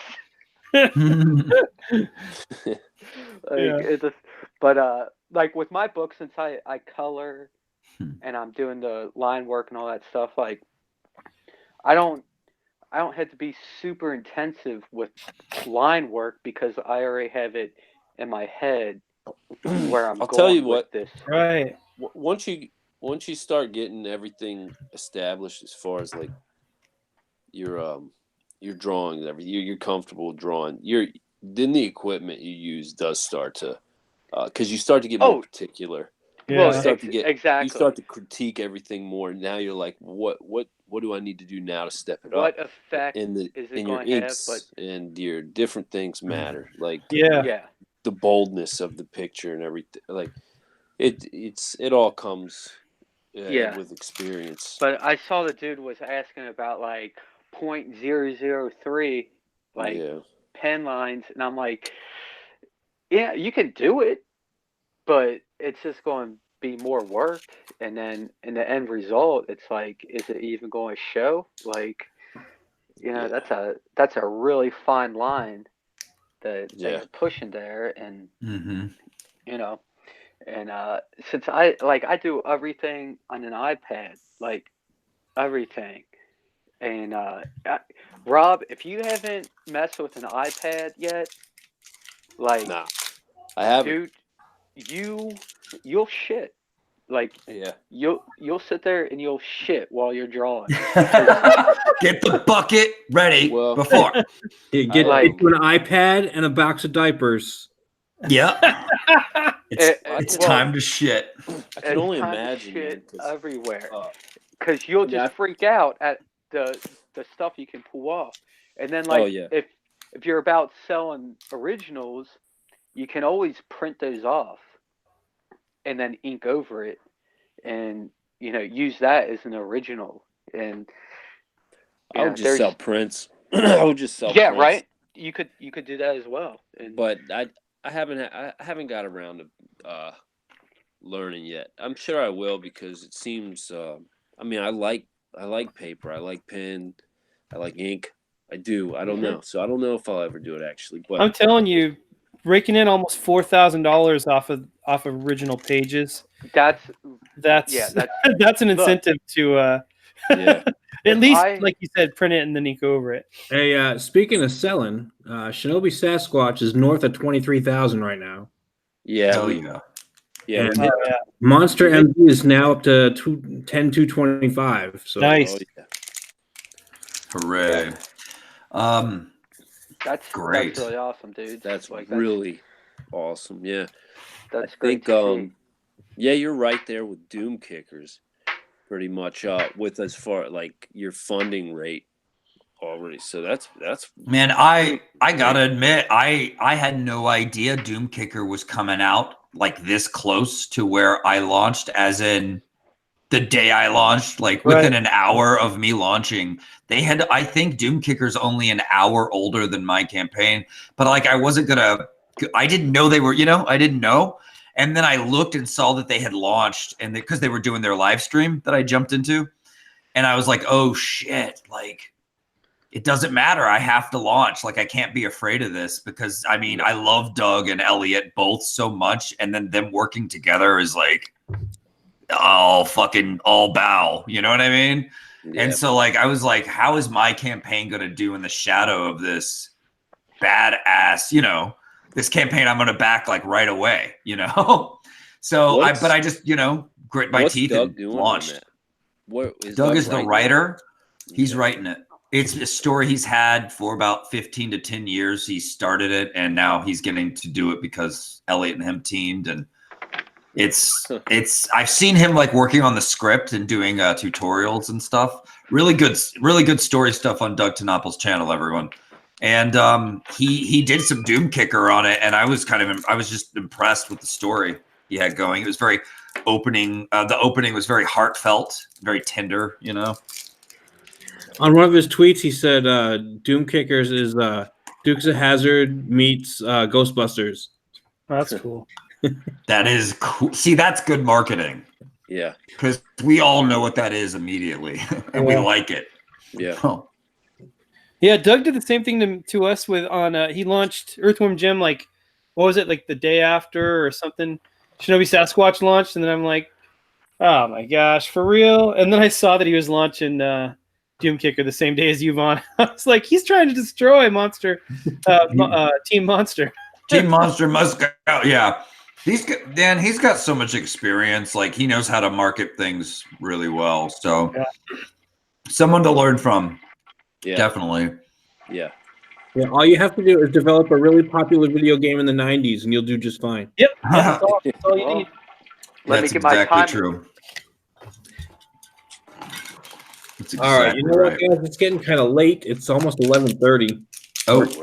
So we're gonna go ahead and wrap this up. I think it was a really good show tonight.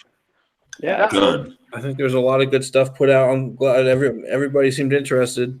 Oh, Feel Cool just showed up. Well, sorry, Feel Cool. We're about to log out here. Like I said, keep an eye on Sweens. I think I got his. If I don't have it, I'll put it in the description on his for his Twitter. Yeah, good luck. Make sure you back Monster MD. Make sure you're backing Shinobi Sasquatch. Mm-hmm. For sure. Like and subscribe to this channel. I want to have Vaughn on again just to talk about Monster MD. Sweet. Maybe another time. And I want to do a couple more of these shows with. We'll try to get a rotating group of different people talking about crowdfunding and stuff like that. To all you guys, man. It's fun. It was a good time. Really good talk. Yeah. Keep posting lots of art. Make the best art you can and post it, man. Until you launch, just keep posting. Yeah. Catchy, flashy, beautiful artwork of your character. Yeah, that's know the plan. when to post only like a small piece of a picture that teases them, because Rob does that like a freaking genius. Yeah. Like he posts these little like slivers of his art that just make you crave more. Mm-hmm. I don't know if it's still up and running too. If you're looking for more Rob's art, you can back what's it called? Freaking Brutus Badass. Oh yeah. Dude, I don't know if it's still running or not, but he's got a specialty cover on that one. That was actually Rob, dude. that was a little sneak attack on that cover, and you got a shout out from Ethan the other day. He was saying that you're the top dude he's looking at. So I mean, come on, you should be excited about that stuff. He said that, but I don't know. He's ignoring. He's saying that he says it a lot on streams, but he ignores all my messages. So I don't know. I know he's a busy dude, and no one is owed like a spot on Ethan's show. And I tell him that like in my messages. I'm like, dude, Ethan hasn't followed me on Twitter yet, so I don't know. Yeah, he doesn't follow me either. I did fan art of his Cyberfrog last. That's good too. That guy. Well, originally when I posted it, he retweeted it, and it got tons of love. Oh wow! And, he still never. You know. Yeah. You can't hate on people. I got a follow from Liam Sharp. Really? Yeah. And David, what's his name? Fuck. Is it Chris? No, not Chris Bachar. David Marquez. Oh wow! Oh wow! Yeah, David Marquez gave me, and Brett Booth too. Brett Booth followed us on the first stream that night. That was cool. Yeah, and he's always arguing with Comicsgate people, so that's pretty cool. That is funny. I have seen that. Yeah, he doesn't like Comicsgate anymore, from what I understand. He was cool with your guys' comic when he's like he seemed so anti Comicsgate and all that, and he didn't know it was Comicsgate. Oh, probably, yeah. No, he didn't know. He just thought it was. Did he know? No, I don't think he did. He does. I'm pretty sure he knows now. But he's cool, man. I'll comment on some of his stuff every now and then. He likes to talk. He's not a guy that's gonna unfollow you. You know, he's just that's cool. He'll get fed up with you if you keep. But I'm not here to push any agenda on anybody anyway. No, I'm just here to draw. So, but some people got a point to prove and they don't let up, and that's where he's kind of. I think he's just like, he threw his hands up and was like, "This is why you guys got a bad name. You're these relentless fucking voices that just don't stop." Because he was getting a lot of flack from saying, giving reasons why he didn't want to do crowdfunding books. Yeah. And instead of I saw that. Like, all right, obviously this guy's got a million reasons he doesn't want to, whether they're valid or not. Just leave him alone. He's got 30 years experience and he's a fucking pro with a career. Yeah. People, want to tell him why he's wrong, so. Yeah, the internet did its thing. Thing. I like Brett. I like Brett Booth. My only claim to fame in terms of someone following me on Twitter is like the bully from Christmas Story started following me. Really? That's cool. What? Ralph? We both got him, the redheaded guy? Yeah.